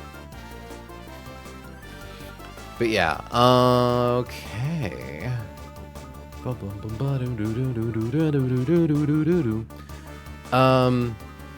Okay, but so let's see. Priority. So damaging priority moves. AI is KO'd by your Pokemon and is slower is +11. Which means slow kill is +6 minimum. Or fast kill is +6 minimum, so that's +12. So yeah, I think, yeah, +12 or +14. So it could extreme speed into the Togedemaru slot, but that's like fine. Hell, in theory, as long as we swap to like, oh, we can't really swap to a ghost type. I mean, we could. Point is though, Urshifu does not take an extreme speed from Arcanine. Gets the KO. We just have to swap Toge to someone who baits, who can either kill Gothitelle or baits in Gramble.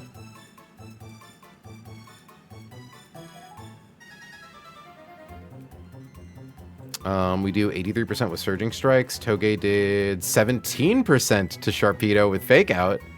So I do believe 74 times 3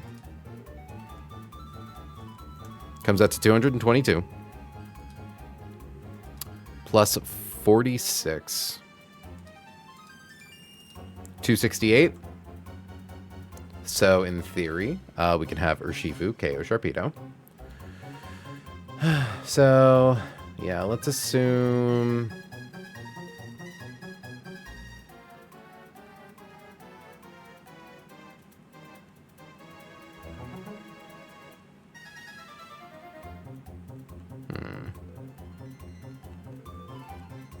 Yeah, we just want someone who baits in Gramble. Kind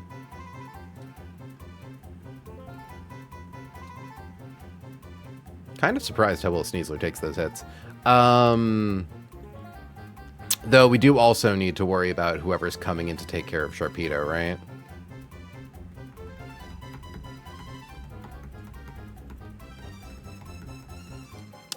This could be Amistar, because, like... no, because it would bait in Gothitelle, but, like...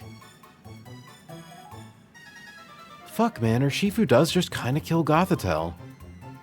The main thing to note is that, Gothitelle is... I mean, Gothitelle might fake out Urshifu, because it sees that it kills her. Because, it would sooner go for fast kill on Togedemaru over slow... or a fast kill on Amistar over slow kill on Urshi.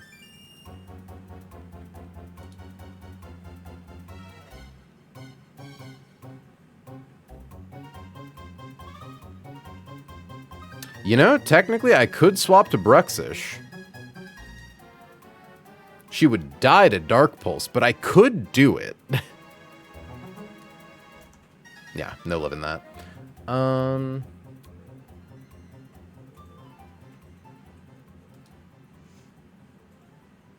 Yeah, the problem is that there kind of is nothing good to swap in on here. Because the variation in damage is so massive. Because Arcanine could go for Extreme Speed into Togi, or it could not. Sharpedo could go for Hydro Pump, or it could miss. So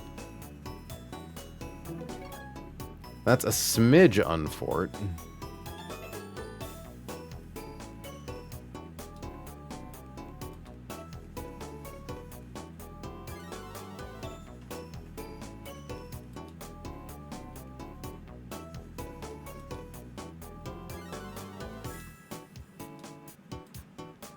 I mean,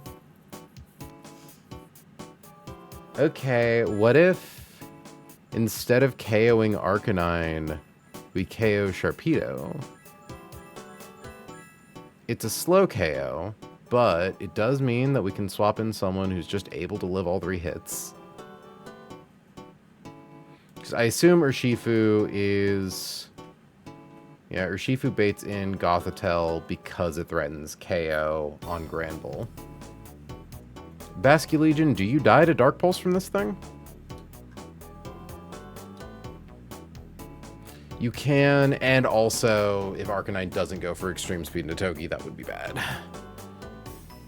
Ooh, can go for Rock Slide too. Yeah, I don't like that.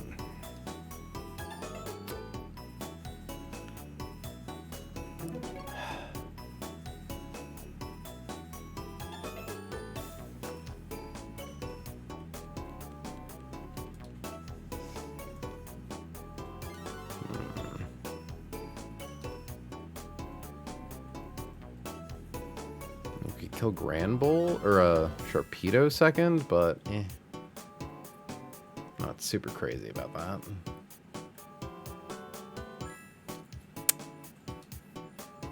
Lightning Rod, Thick Club. You are Ghost type. Can I do goofy shit with Sneasler?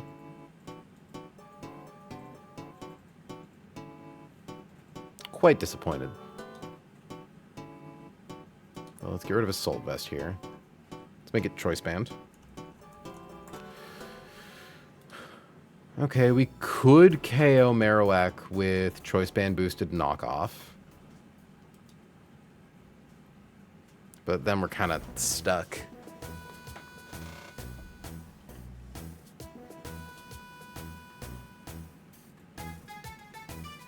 Because I'm just thinking, like, having a guy who's immune to Fake Out would be really nice.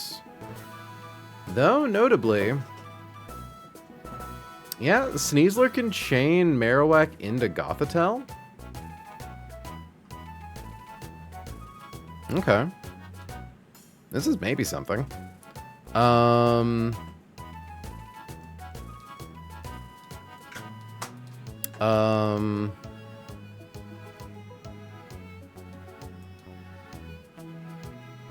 think we want Toge. I do think in this case we would want Amistar. Or freaking it, actually.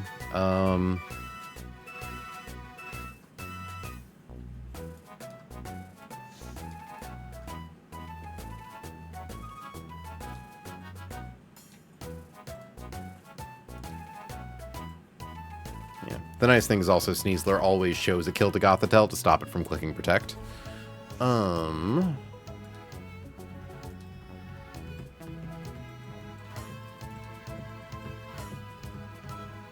need to pre-damage Kecleon even slightly. Hydro Pump is 51, Psychic is 42.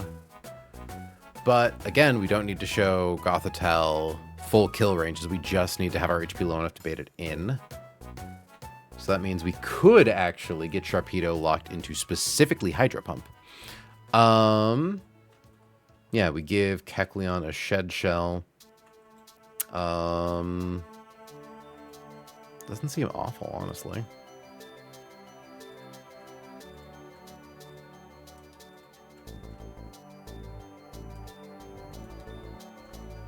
Now, the main problem is that Sneasler stops being good at this point, but in theory, because Kecleon, how much damage do you do to Sharpedo? Fake out, 22%, that is quite a bit. A second Choice Band, one on her Shifu. Swap Sneasler out for that. Because if we know Sharpedo's going for Hydro Pump... Ooh. It's awkward because it can miss.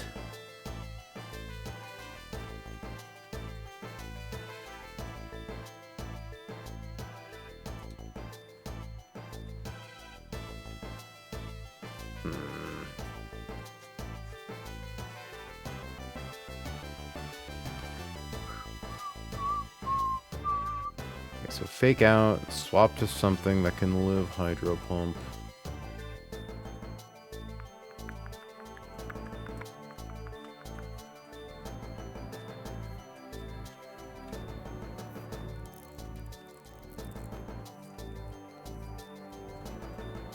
I suppose in theory, baiting or swapping to someone who could click fake out could be nice, but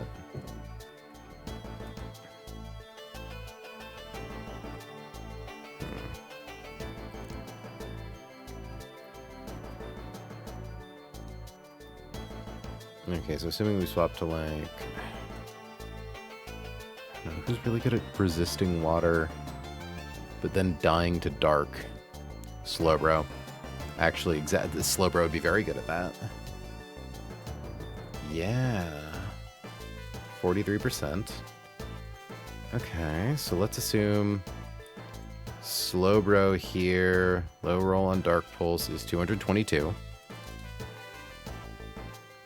Minus critical hit max roll Hydro Pump.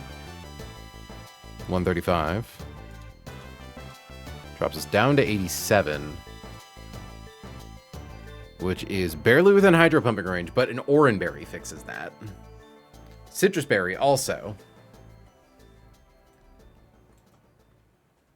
Okay, and then we probably can consistently bait in a guy.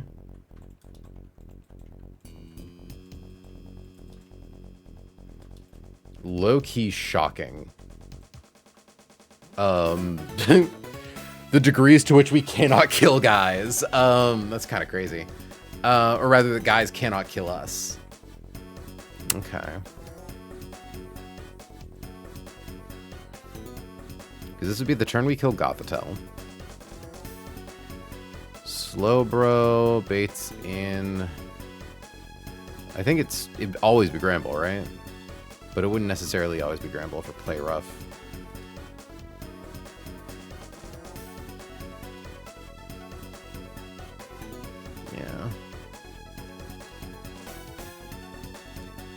Okay, what about the laddies?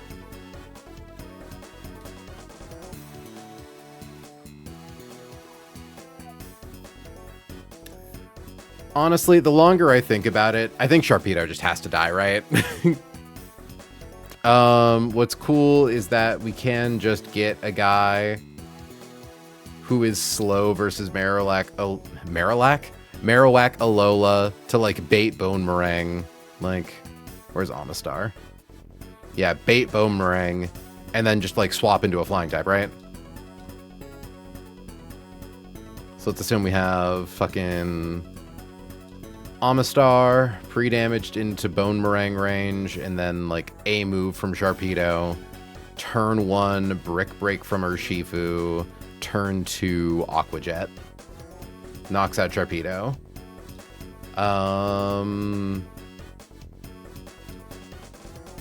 Hell, can we do that with... No, we can't do that with Basculegion, I don't think. Though I suppose the guy doing it... No, it would be nice if they had a priority move, actually. But in theory, like... Yeah, because then we can swap to any guy who flies or has Levitate. Why does Draco Meteor do that much damage? A bad Spadef, I guess.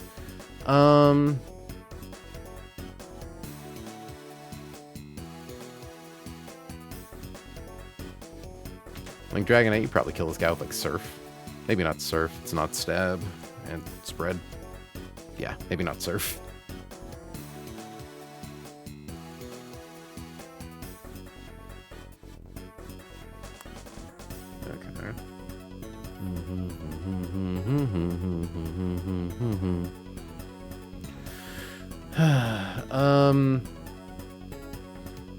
Though I suppose it is worth noting, we actually don't even need to swap in a guy who kills Marowak if we're using Urshifu, because we can Choice Band Rapid Strike Alolan Marowak.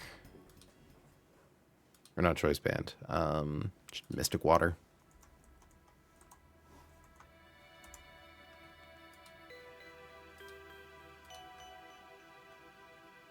So at that point it would be, yeah, swap to any Pokemon that levitates or floats. That baits in the Pokemon we want in next. So let's just assume like Latios here. Who do you bait in? Granbull.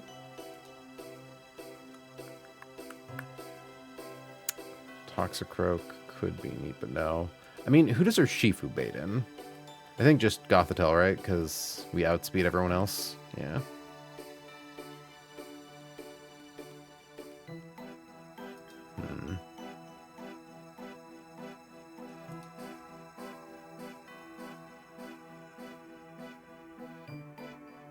Like, we could use Phantom Force to get around Marowak doing goofy shit, but no, we can't actually, because Stealth Rocks, and we're too fast.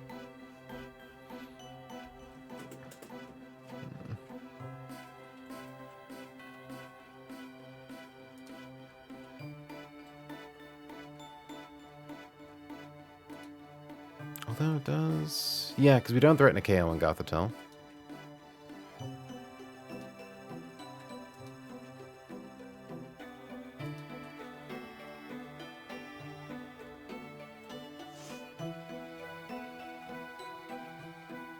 Though I'm now realizing Gothitelle probably comes in when we KO Sharpedo, right? So yeah, maybe we do just swap to fucking Basculegion. Yeah, Basculegion lives Boomerang. Hits 2 times in 1 turn. It's fine.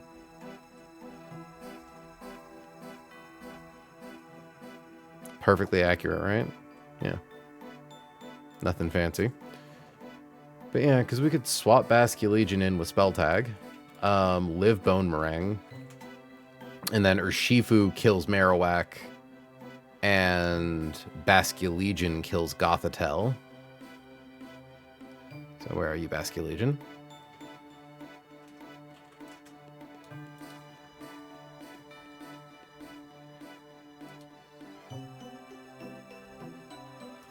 Okay, at that point, Basculegion, yeah, I think probably just baits in Toxicroak for a fast kill with knockoff after we KO Goth. since it outspeeds Granbull. Or Shifu probably baiting Granbull next. We do outdamage. But we straight up murder Arcanine. So yeah, it would be Granbull and Toxicroak. And they would both see kills into Bascullegion. Legion.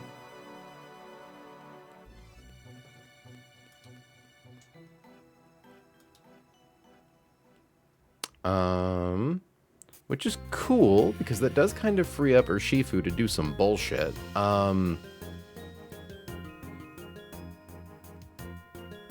mean, fuck, do we even care if Urshifu... Well, we could do Muscle Band, actually. Because, like, at that point, Muscle Band, we're definitely still, like, Brick Break into Aqua Jet on Sharpedo. We're still killing that chud. And then... Yeah, we're still killing Marowak with Surging Strikes. This way, we're just able to, like, Surging Strikes into Toxicroak, not kill it, and then guarantee kill it on the turn we want to kill it. Yeah, no, I think I like this. And by not threatening Toxicroak with a fast KO, it's not incentivized to fake us out, which is good. So it should just go for the knockoff KO into Bascullegion. Legion. Potentially also Poison Jab. So all we need to do is swap into someone who can live Play Rough and Stomping Tantrum and Knockoff and Poison Jab at the same time.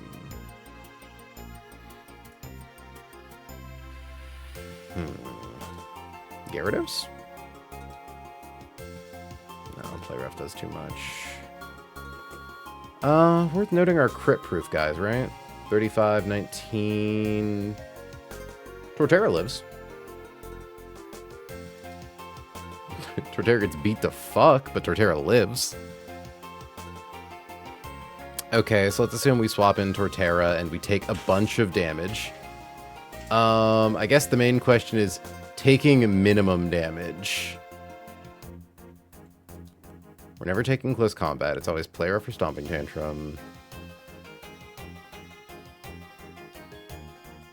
And, like, pretty much always knock off, but it could be Poison Jab, but... Like, do we give Torterra an item just to let it get knocked off for more consistent damage ranges? Because my only thing here is, like, we need to make sure that Torterra's HP is low enough to show a kill to Play Rough after all that, right? Which kind of doesn't work. So we need either someone who can survive all that and then kill Toxicroak or Granbull.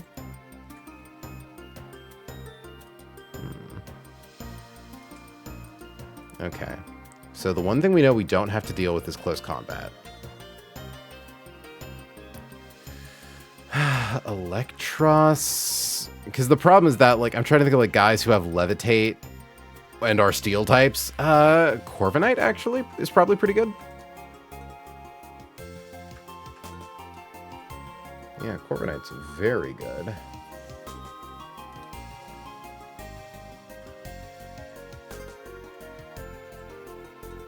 Play Rough. D-Jab does nothing.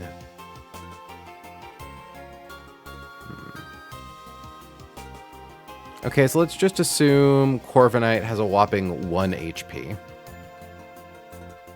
Plus the lowest roll are...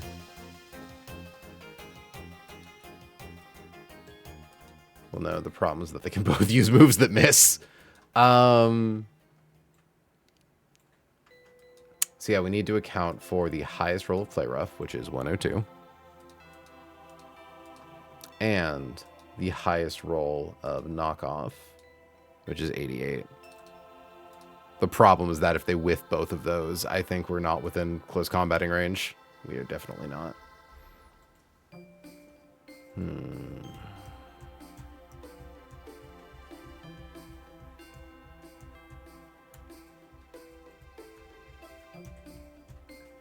I could just swap to a sack, but that feels too easy.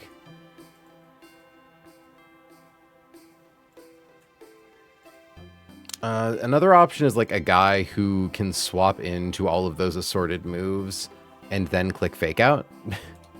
But I don't think Kecleon can do that. I don't think Lopunny can do that either.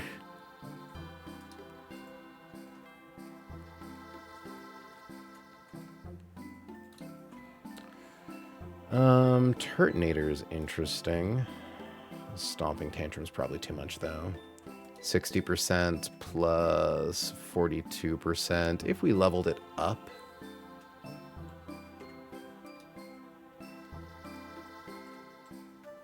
Yeah, that could be something.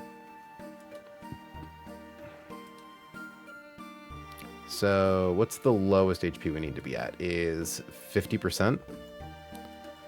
So let's assume we're a level 95 Turtonator. So actually, correction, 102. So 102 plus lowest possible rolls here would be coming in on low roll play rough. So plus 93 is 195. And then poison jab or knockoff. Does holding an Oran berry or even just like a Pecha berry standardizes it.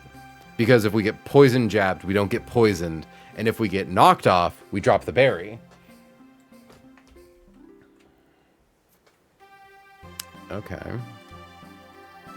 So we're accounting for lowest damage. So 60 on knockoff. So that's 255. Is more than our max HP. Okay. So that's kind of good though, right?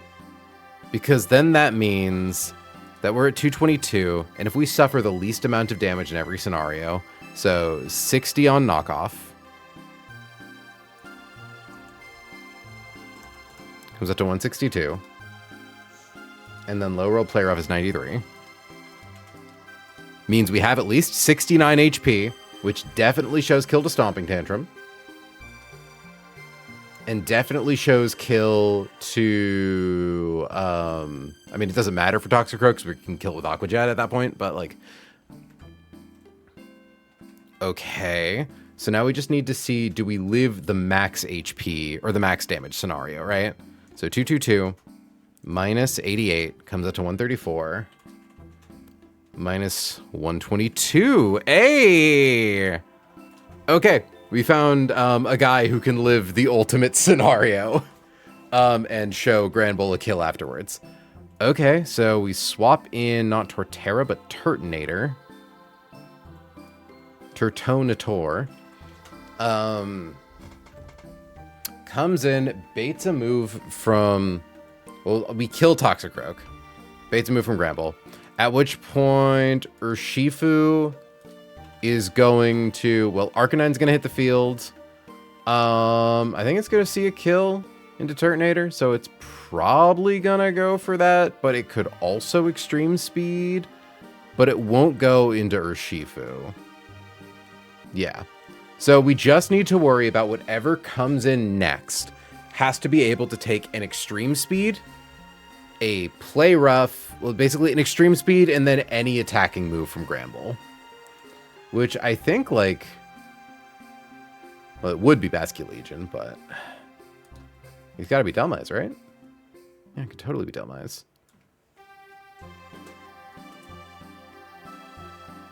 Well... Okay, it needs to be someone who can live a hit and then be faster than Granbull to help Urshifu secure the KO, right? Because if we're doing Muscle Band... 65%. Okay. So Urshifu kills Arcanine. We swap out Delmize. Literally just needs to live. Like, who do we have for ghost types? Fucking Frostlass dies to play rough. Argano. Argano.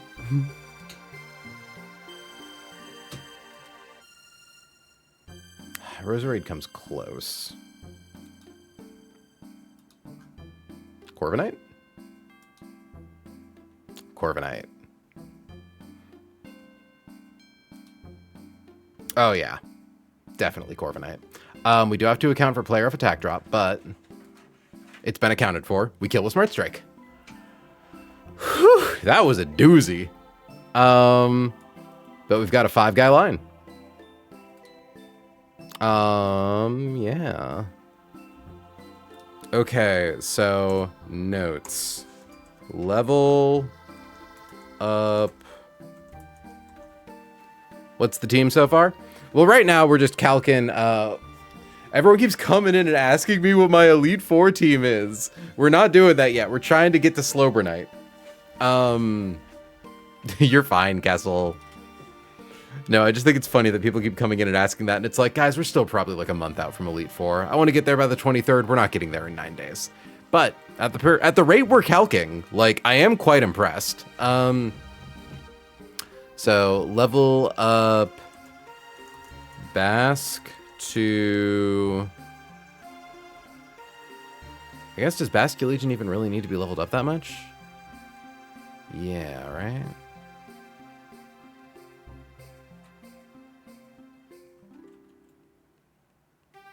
Yeah, we need to be 95. Which means leaving a note for myself. So for Cool Trainer Felix.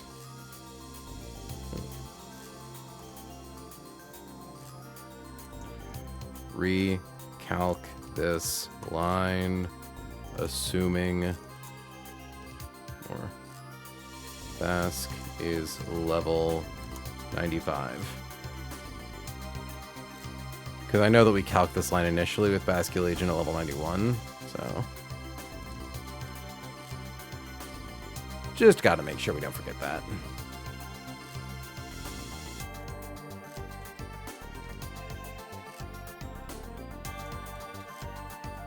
I don't like that in italics.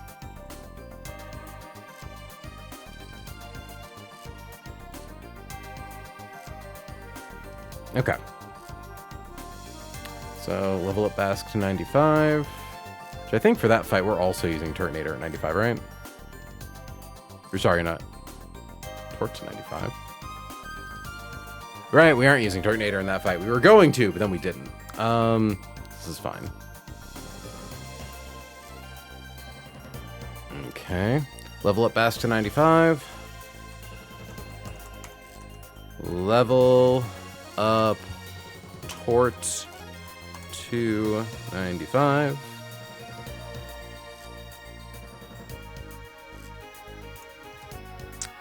Pre-damage Omas to 66, but actually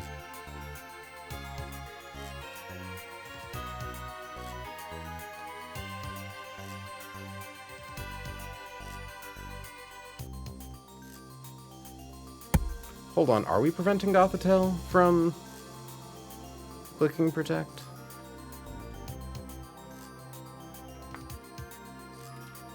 I'm gonna ask Dexcord about this. It shouldn't be that big of an issue. Because I don't think Urshifu takes that much. Okay, yeah, we can't click close combat, but we can definitely just do a little extra pre-damage to make sure we show a kill to Psychic.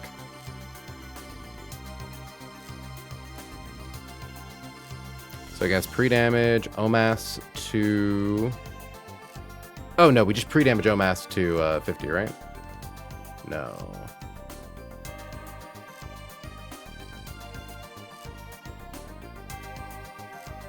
Wait, we hit you, we kill... Yeah. Okay, we just gotta pre-damage Urshifu.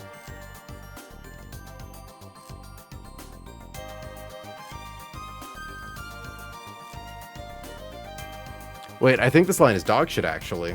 Because Gothitelle could just come in and click Fake Out, can't it? Because Fake Out is always +9. Slow Kill is also +9. Yeah, it's a 50-50. God damn it. Fuck. Deeply annoying.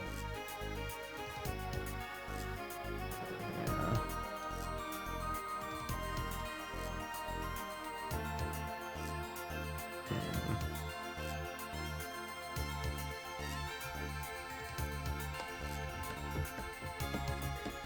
I can't believe I just overlooked that. Trying to think, like, is there something here I'm missing that I just... No, I was just expecting to bring in Basculegion, who then would come in and get a fast kill with Poltergeist. But if she goes for fake out, well, there's not much I can do about that now, is there?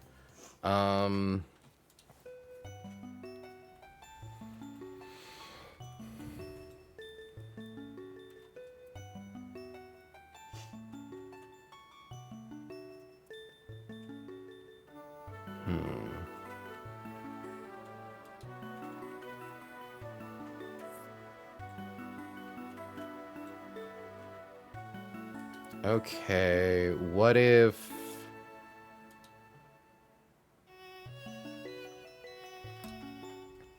Because Gothitelle, how much damage do you do to Basque with Psychic? Not that much. Turn 1, Brick Break Sharpedo, Protect with Amistar. Turn 2, Surging Strikes Marowak. Swap Amistar to Basculegion? No, because then Basculegion's taking all that damage from Sharpedo, and that's not good.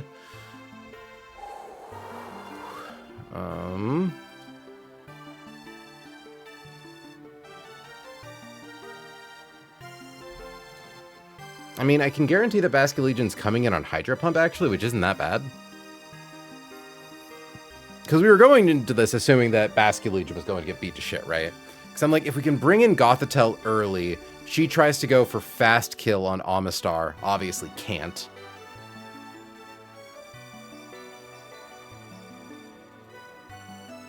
I think this maybe works.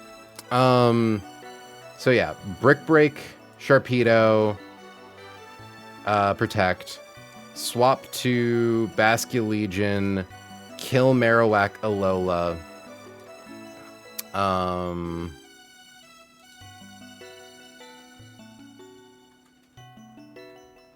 Kill Marowak Alola. Bring in Gothitelle. Well, no, wait.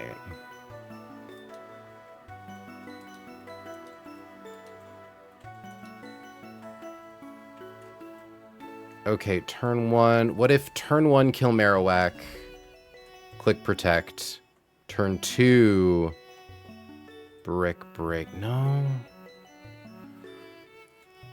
Oh. But this is a 5-guy line. So in theory, if I can, like, swap Amistar in, I think we're good. I think.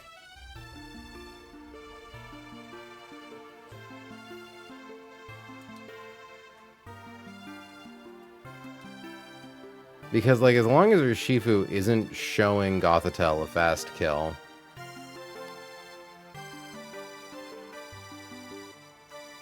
Yeah, as long as she sees a fast kill with Psychic, she will Psychic Amistar over faking out Urshifu.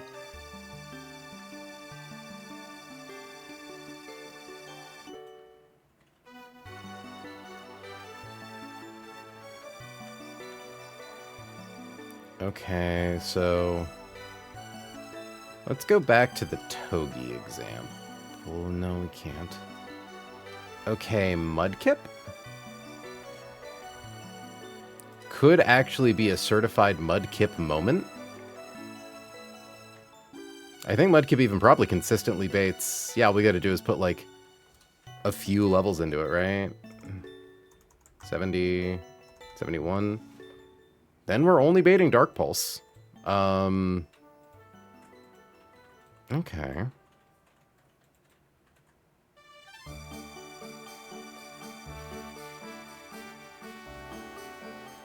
Hold on, so let me get Muscle Band here.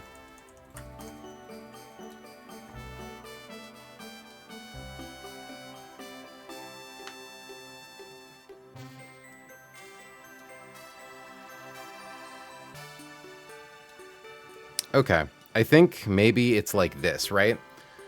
So, turn 1, Urshifu KOs Marowak, Mudkip, who's very slow, clicks Protect, baits Dark Pulse at its level. Though, it's 26.3. Yeah. We can't quite bait Fake Out from Gothitelle without also risking Icy Wind from Sharpedo. Okay, so it's Dark Pulse.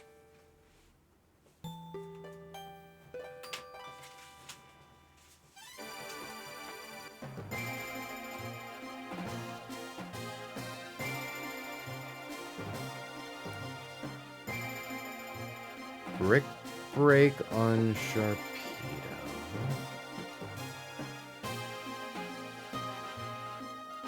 Okay, no. The main thing is that Mudkip can consistently... So I don't think we even actually click Protect with Mudkip, right? So turn 1, KO Alolan Marowak. Swap in Amistar on specifically Dark Pulse.